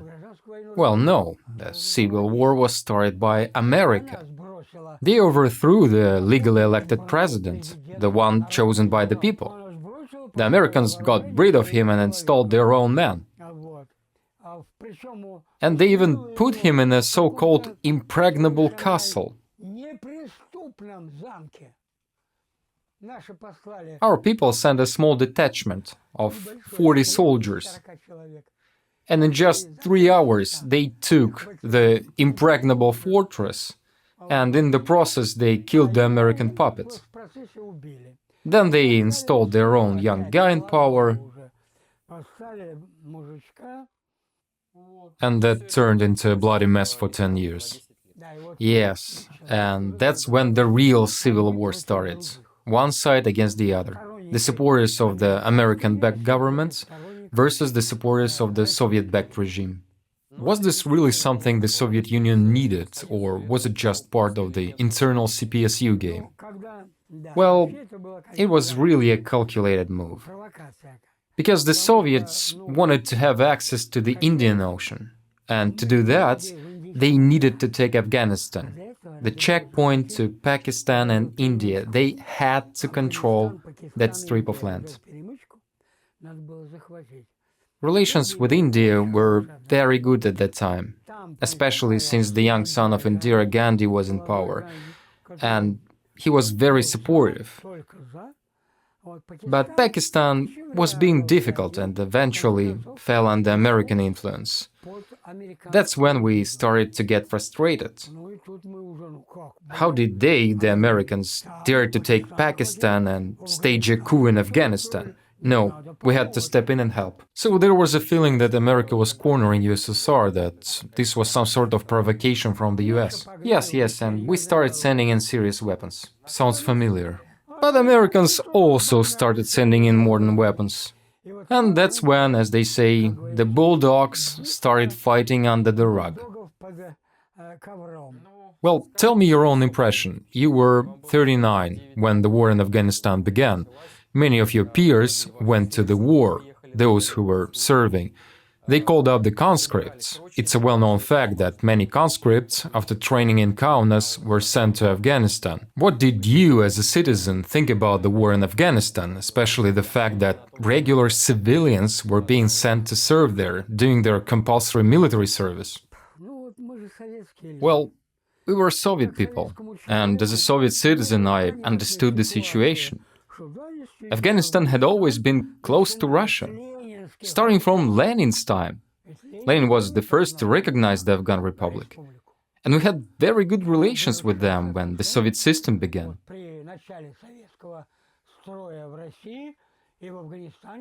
Afghanistan was moving in a socialist direction. We were upset about losing Afghanistan. And as a Soviet person, it was painful. The Americans were constantly pushing forward, expanding, and nothing was ever enough for them. They had military bases everywhere. We didn't have a single military base, but they had thousands. Why? We're not making demands, we're not interfering with anyone, we're not harming anyone. But they still have thousands of well-equipped military bases with planes, tanks, guns, and soldiers.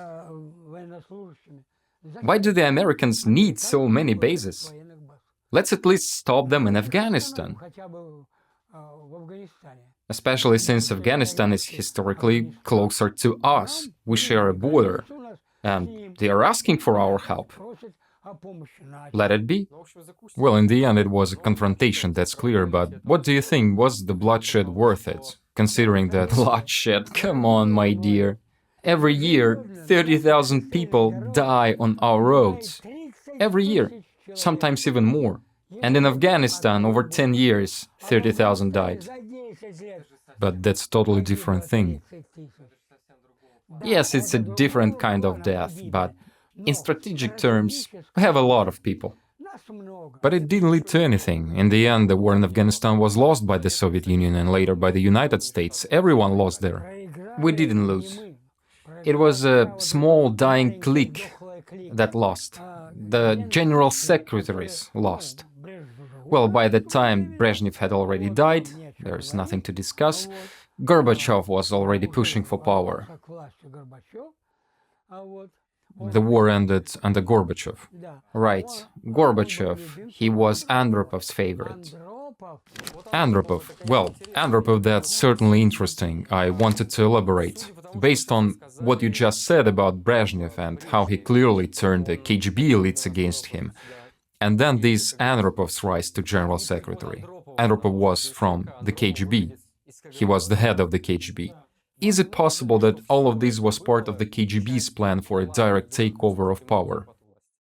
Andropov, despite holding such a prominent position and having enormous authority, had a serious problem. He was a very intelligent man, originally from the Leningrad communists. I believe he was the first secretary of the Communist Party in Rybinsk. It seemed like fate. He was determined to rise to power. But whether he was poisoned?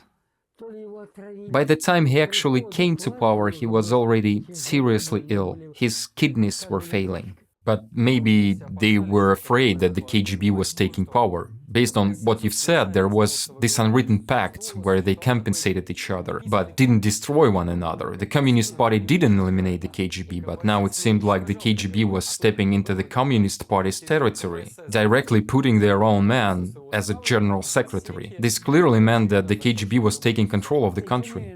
Look, it was just impossible to keep tolerating these old farts who were basically propping up the general secretary, and they were all in their 70s.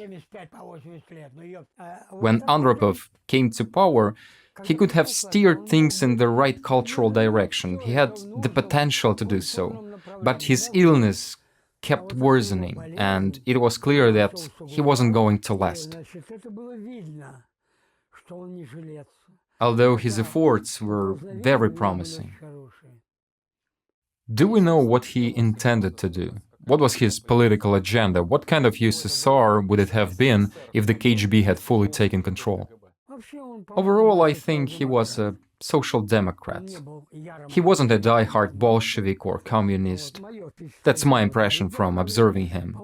He was a social democrat, and he aimed to bring the country's politics back to democratic norms. He didn't want crowds of drunks in the streets during working hours. He even ordered that all the beer kiosks, all the pubs be checked to see why people weren't at work. That's clearly a social democratic approach. Under him, they became stricter with leadership, with communist leaders. They could no longer feel so comfortable, no one dared go hunting in Africa anymore.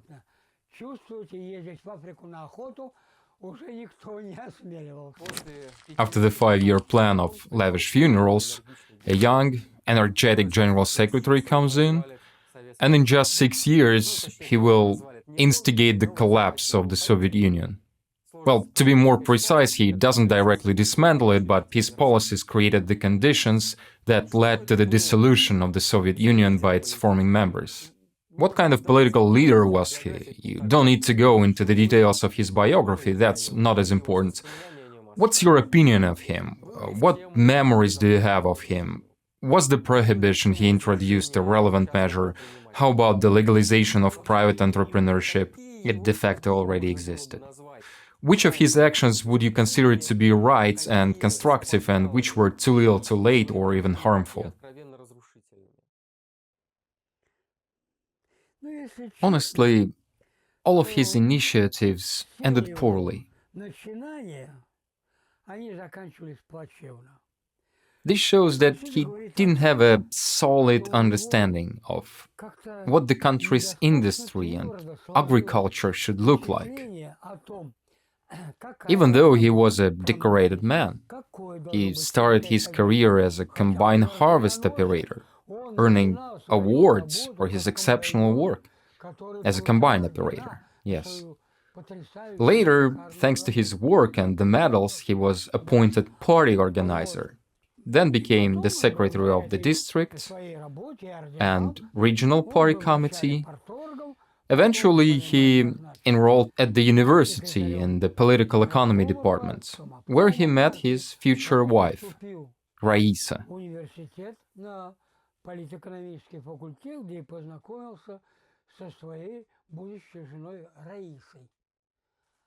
She wasn't an ordinary person.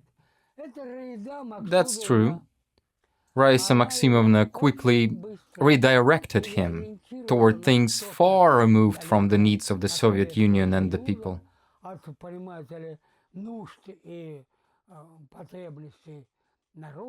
How could such a person end up leading the Soviet Union if he was redirected like that?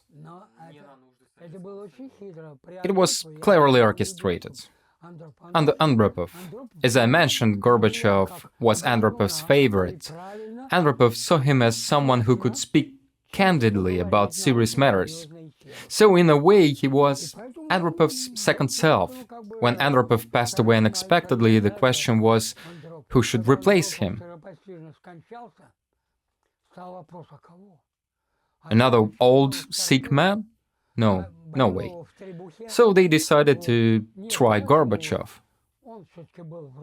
He was aligned with Andropov's ideas and policies, so they gave him a chance. He was appointed, and with Raisa's guidance, he energetically began to implement Perestroika. The name was a good choice, Perestroika. It was probably her idea.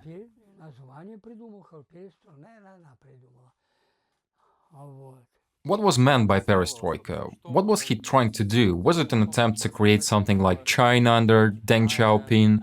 Or what was the idea? Freedom without freedom, entrepreneurship without real freedom of entrepreneurship, a set of half measures. He wasn't alone after all. He was still surrounded by the Politburo and the Central Committee, who didn't really allow him to make any significant moves. When he would initiate something or propose an idea, they'd ask him, "Did you calculate? Did you consider the long-term perspective? What will happen in 5 years, in 10 years?" And that's where all of this came from. He ended up being held hostage by the old leadership of the country, and there was a lot of them. Just the State Planning Committee, Gosplan alone, was a huge deal. He managed to stop Gosplan, to finish off the remnants of war communism, to dismantle it. He wanted the industry to be free, to choose projects that were beneficial, and to implement them. He wanted them to grasp the concepts of trade and modern free market economy. But the Communist Party insisted on keeping the planned economy. They weren't ready to transition to capitalism. No. They insisted on the advantages of the planned economy. Look at what Stalin did with the planned economy. He took Russia with a plow and left it with rockets and nuclear weapons and space explorations. Oh, I get it. These people had no clue of what industrialization was. Of course, to understand all of this, one had to be really well educated and knowledgeable. Stalin was a very committed person, and he read a lot, thoroughly and well, but he wasn't an economic genius. What he relied on most was sheer numbers. To be fair, looking at how blatant idiots like Mao Zedong managed to achieve similar results, it's clear that it wasn't about the planned economy, it was more about the specific set of circumstances. Sheer numbers is okay for a limited period of time, but eventually you need something else. And there was nothing else, you see? How did we end up with these grand plans, making all these good speeches, marching in demonstrations with slogans, singing songs, playing music, and then coming home to drink vodka with Russian salad and say terrible things? How did that happen? Why? For one simple reason: a person has two hands. The right hand for everyone, but the left hand for themselves. You understand? And this conflict between the public good and personal interest was never resolved by the Bolsheviks, the communists, or even the post-communist governments. It was never solved. You are a veteran of the Great Patriotic War. You worked your whole life, you served as an actor. Well, for 40 years. You are receiving a pension of 370 euros. Meanwhile, the minimum pension in Estonia is 650. Do you really think that's fair? Do you really think that's what you deserve? Why are you content with this? Moreover, you seem to even be proud of it. Yes, I'm proud of it. Why? Because first of all, not every worker in our country managed to work for 40 years.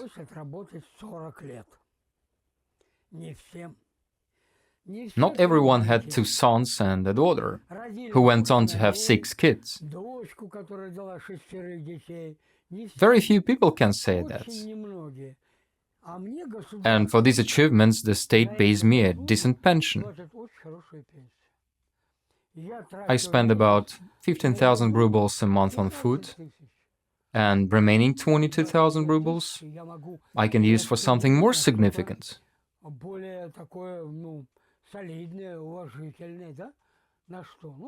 I do have to pay a fair amount for electricity, that's true. Well, take off 7,000 rubles for that. But the remaining 15,000 rubles adds up.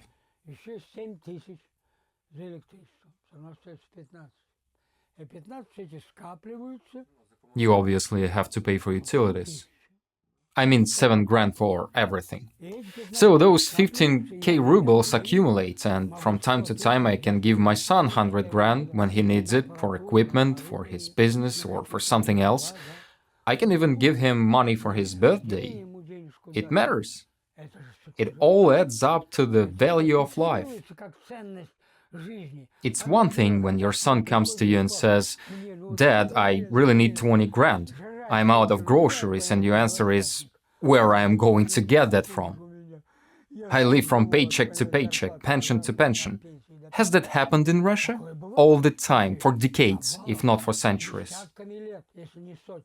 Don't you feel that it could be better? No, it couldn't. Again, because of the right hand. The country has to be rebuilt.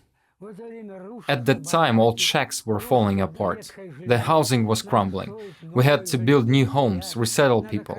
We needed to feed the army, educate people in schools and universities, and provide medical care in clinics and hospitals. Everywhere resources were needed. And I understand if we didn't spread these resources too thin, I could have been paid, like you said, 600 euros. Well, at least. And so what? The country would be falling apart, getting poorer in the meantime. No, I don't need that. That's not necessarily true. How could it not be? But the shacks are still there, aren't they? No, no. The shacks are being bulldozed. They are building new housing, hospitals and schools. We don't really have problems with kindergartens anymore. And that's expensive too, in Europe. How much does a spot in a kindergarten cost? And how hard it is for a working person to get one? Like you yourself said earlier, it's the same everywhere, right? They have the same problem, because you have to sustain the country, and at the same time give each individual the chance to live well, so they can go to a pub for a drink, buy their wife a new dress, clothe their children, and pay for kindergarten, then school, then university. And in our case, you finished your studies and they even paid you to get the education. That's correct. That's it. In general, I can only say one thing. Yes, it's slow. Yes, it's hard. But our mighty country is developing. Slowly. Bit by bit. And the time will come when all these Europeans and Americans will look at Russia with envy. Right now, there is a very peculiar political situation in the West. Naturally, much will depend on the US elections, including to some extent the fate of Europe's heartlands. Imagine you're a citizen of the United States. Who would you vote for? Trump. Without a doubt, Trump. Because Trump isn't just a political figure, but he also a businessman. Before becoming president, he spent many years building, creating, doing things with his own hands. He climbed out of failure and poverty several times to become a billionaire. This is a man who understands industry and the economy. He knows how to reach important goals. That's what I like about him. People spit on him, insult him, but he stays calm, even cheerful. He doesn't give up, and that's what I admire about him. Don't you think that Trump is too much a wild card, too unpredictable? He's completely off-system, doesn't understand the rules we've been discussing or simply refuses to follow them. In that sense, his presidency poses very serious risks, including for Russia. I don't think so. It seems to me that he has a friendly attitude toward Russia. He believes that Russia isn't really a threat to anyone or demanding anything unreasonable. Just don't interfere. Let Russia develop on its own. He's been to Moscow more than once, and he even proposed building a Trump Tower in Moscow's business city. I like that about him too. He's been to Moscow, he's seen how it's developing, how it's becoming richer, and how many incredible structures have already been built there, and then he proposes a Trump Tower.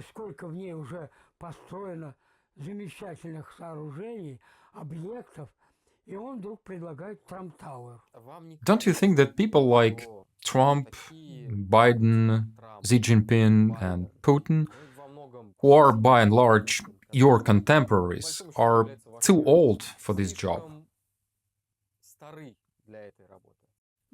Well, I've seen examples of younger leaders coming to power.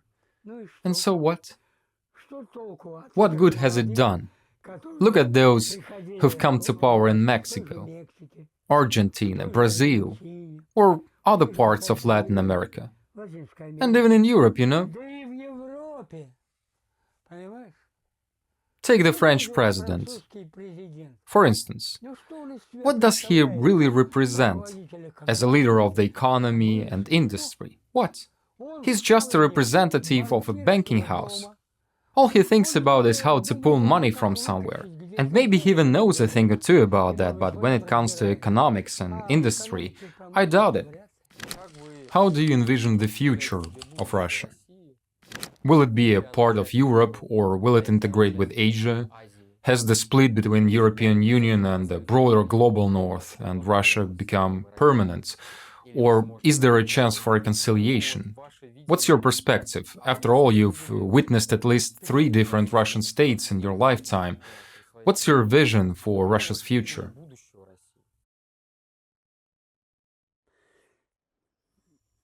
Well, the Bible answers this question very simply.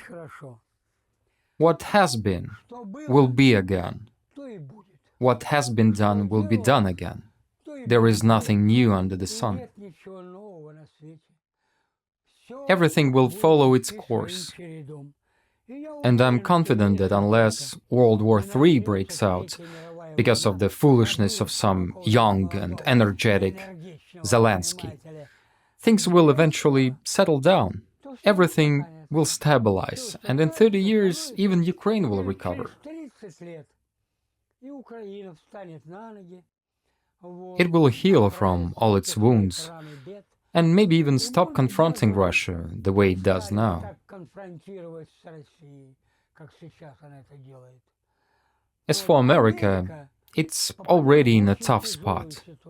It has been for a while, across its states, its entire territory, its ideology, and its political factions. как говорится, политическим группировкам. And as for Russia, well, as history shows, Russia tends to think, why go out of our way? Just live quietly. Don't disturb others and everything will be fine. You'll grow potatoes in your garden, pick mushrooms and berries in the forest, and life will go on. I don't think there will be any monumental achievements in Russia. First of all, because of the demographic situation. A few devastating wars in the 20th century really hurt our population. Along with all the smaller nations around us, we barely reach 300 million people. Meanwhile, India has 1.3 billion. China, as you mentioned, has 1.3 billion. Why? Because they didn't fight wars that wiped out hundreds of thousands. Sure, there were some clashes between Chinese and Indians, but they didn't have the massive losses like we did.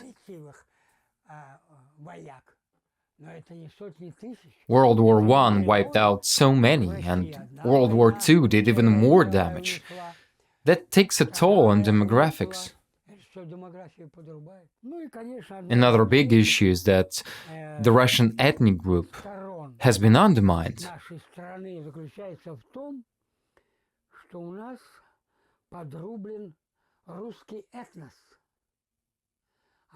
So many migrants now live in our cities, work in our factories, drive our taxes. Millions of them.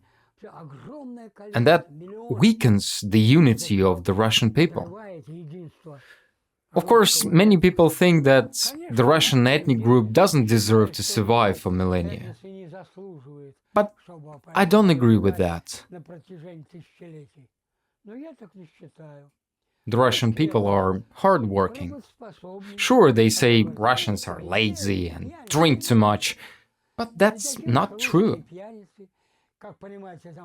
We're not as bad as the French, Americans, or the Czechs, who practically live in beer. We're not lazy. We know how to work and rebuild, even when everything is falling apart, and we've done it many times. Last question. If your audience is primarily from the US, Canada, the UK, Australia, and Western Europe, where many speak English as a second language, what would you like to say to them? Most of them are probably not just old enough to be your children, but even your grandchildren, or maybe even great-grandchildren. What would you like to say to them?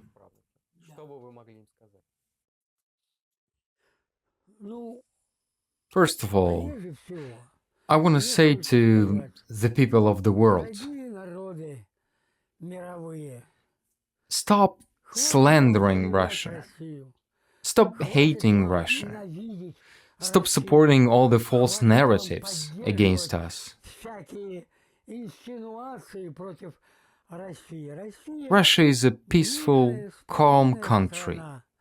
It doesn't want anything from you. Live your lives as you have been. Work hard, achieve results, and give Russia what it needs. Russia doesn't have the kind of drive that Europe had starting in the 19th century.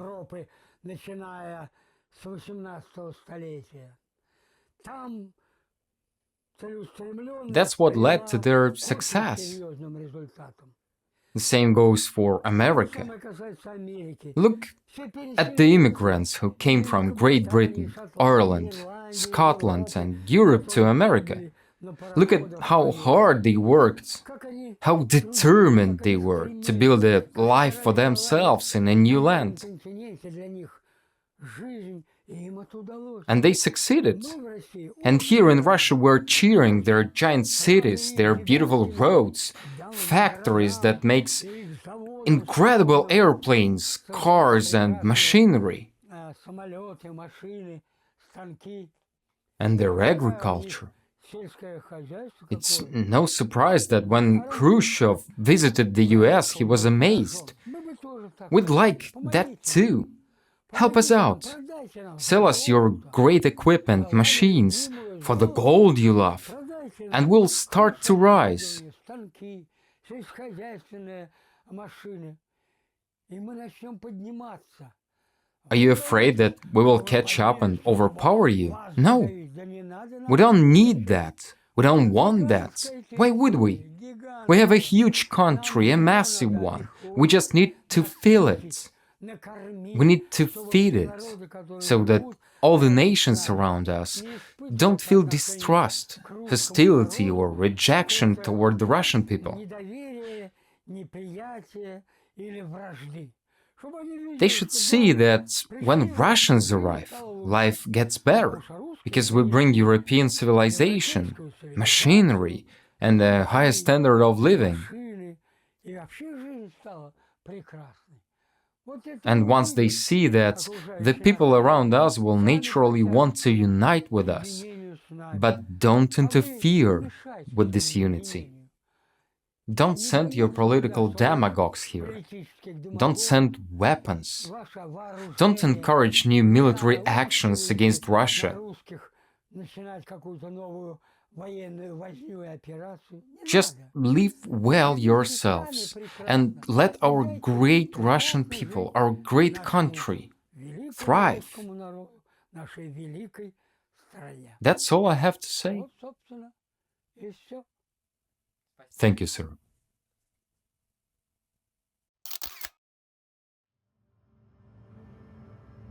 Konstantin Nikolayevich now resides in the remote settlements, cloistered between the tangled, echoing Vepsian forest and the crystal-clear Russian river. Once a thriving village, with lodging and wood processing facilities, with its own primary and high school, hospital, police station and fire brigade, is now slowly fading into a dying hamlet. Many homes stand abandoned, burned or dismantled, and the population is rapidly declining, with the average age of its remaining residents well over 65. As for the future of Russia, I cannot say, but this place is living out its final days.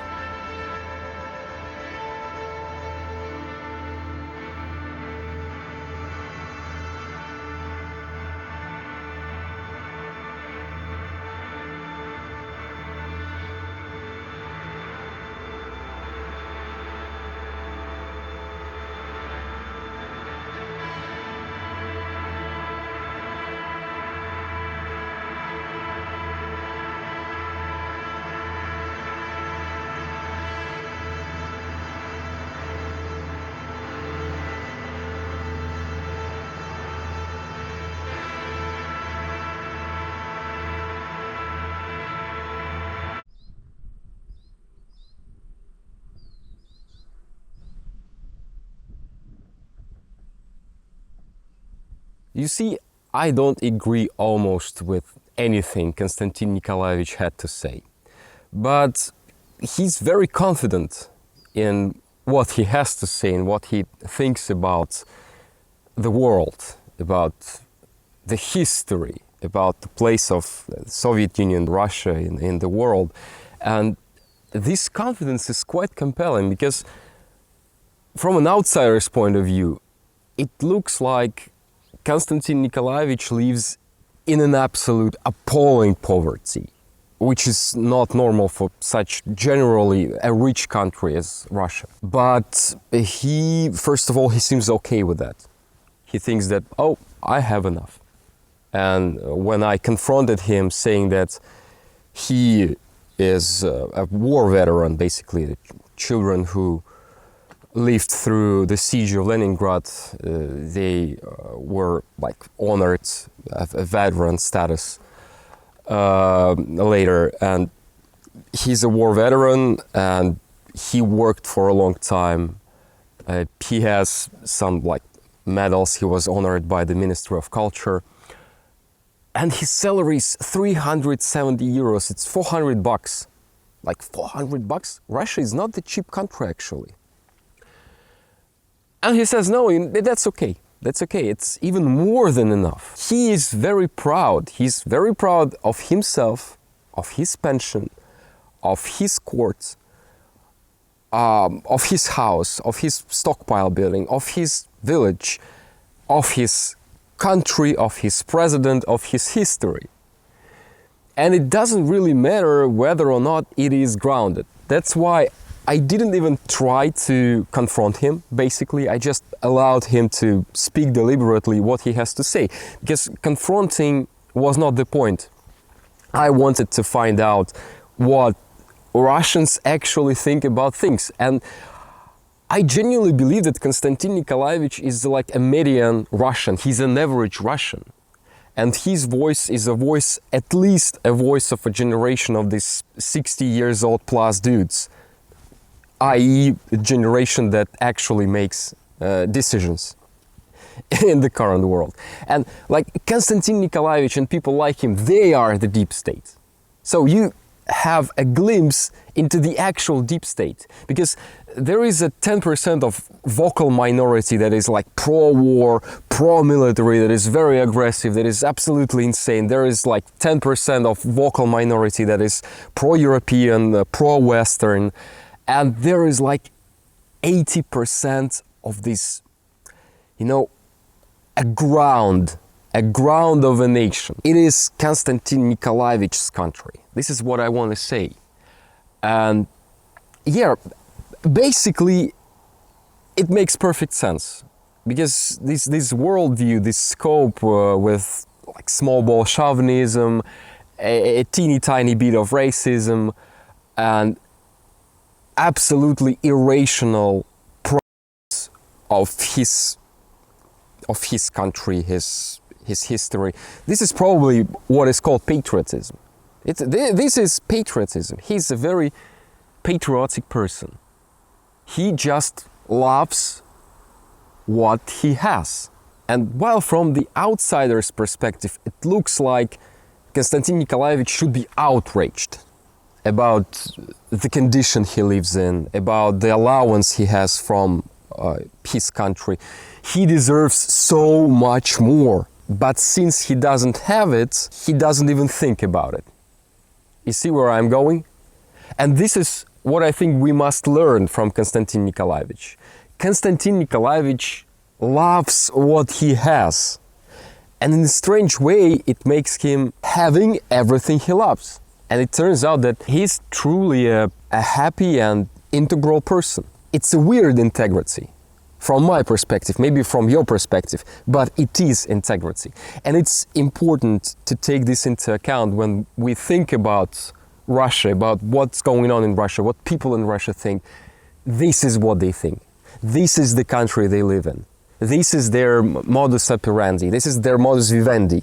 They are proud of what they have. And the place is really f***ing beautiful.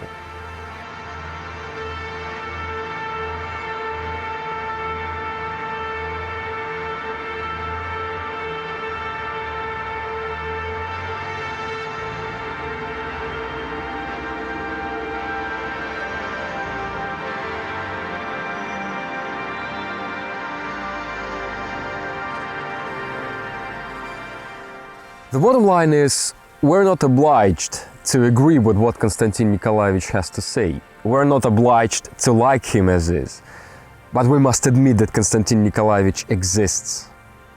And take this into consideration while making serious geopolitical decisions. Thank you for watching. I'm the Northern Philosopher. Have a good one.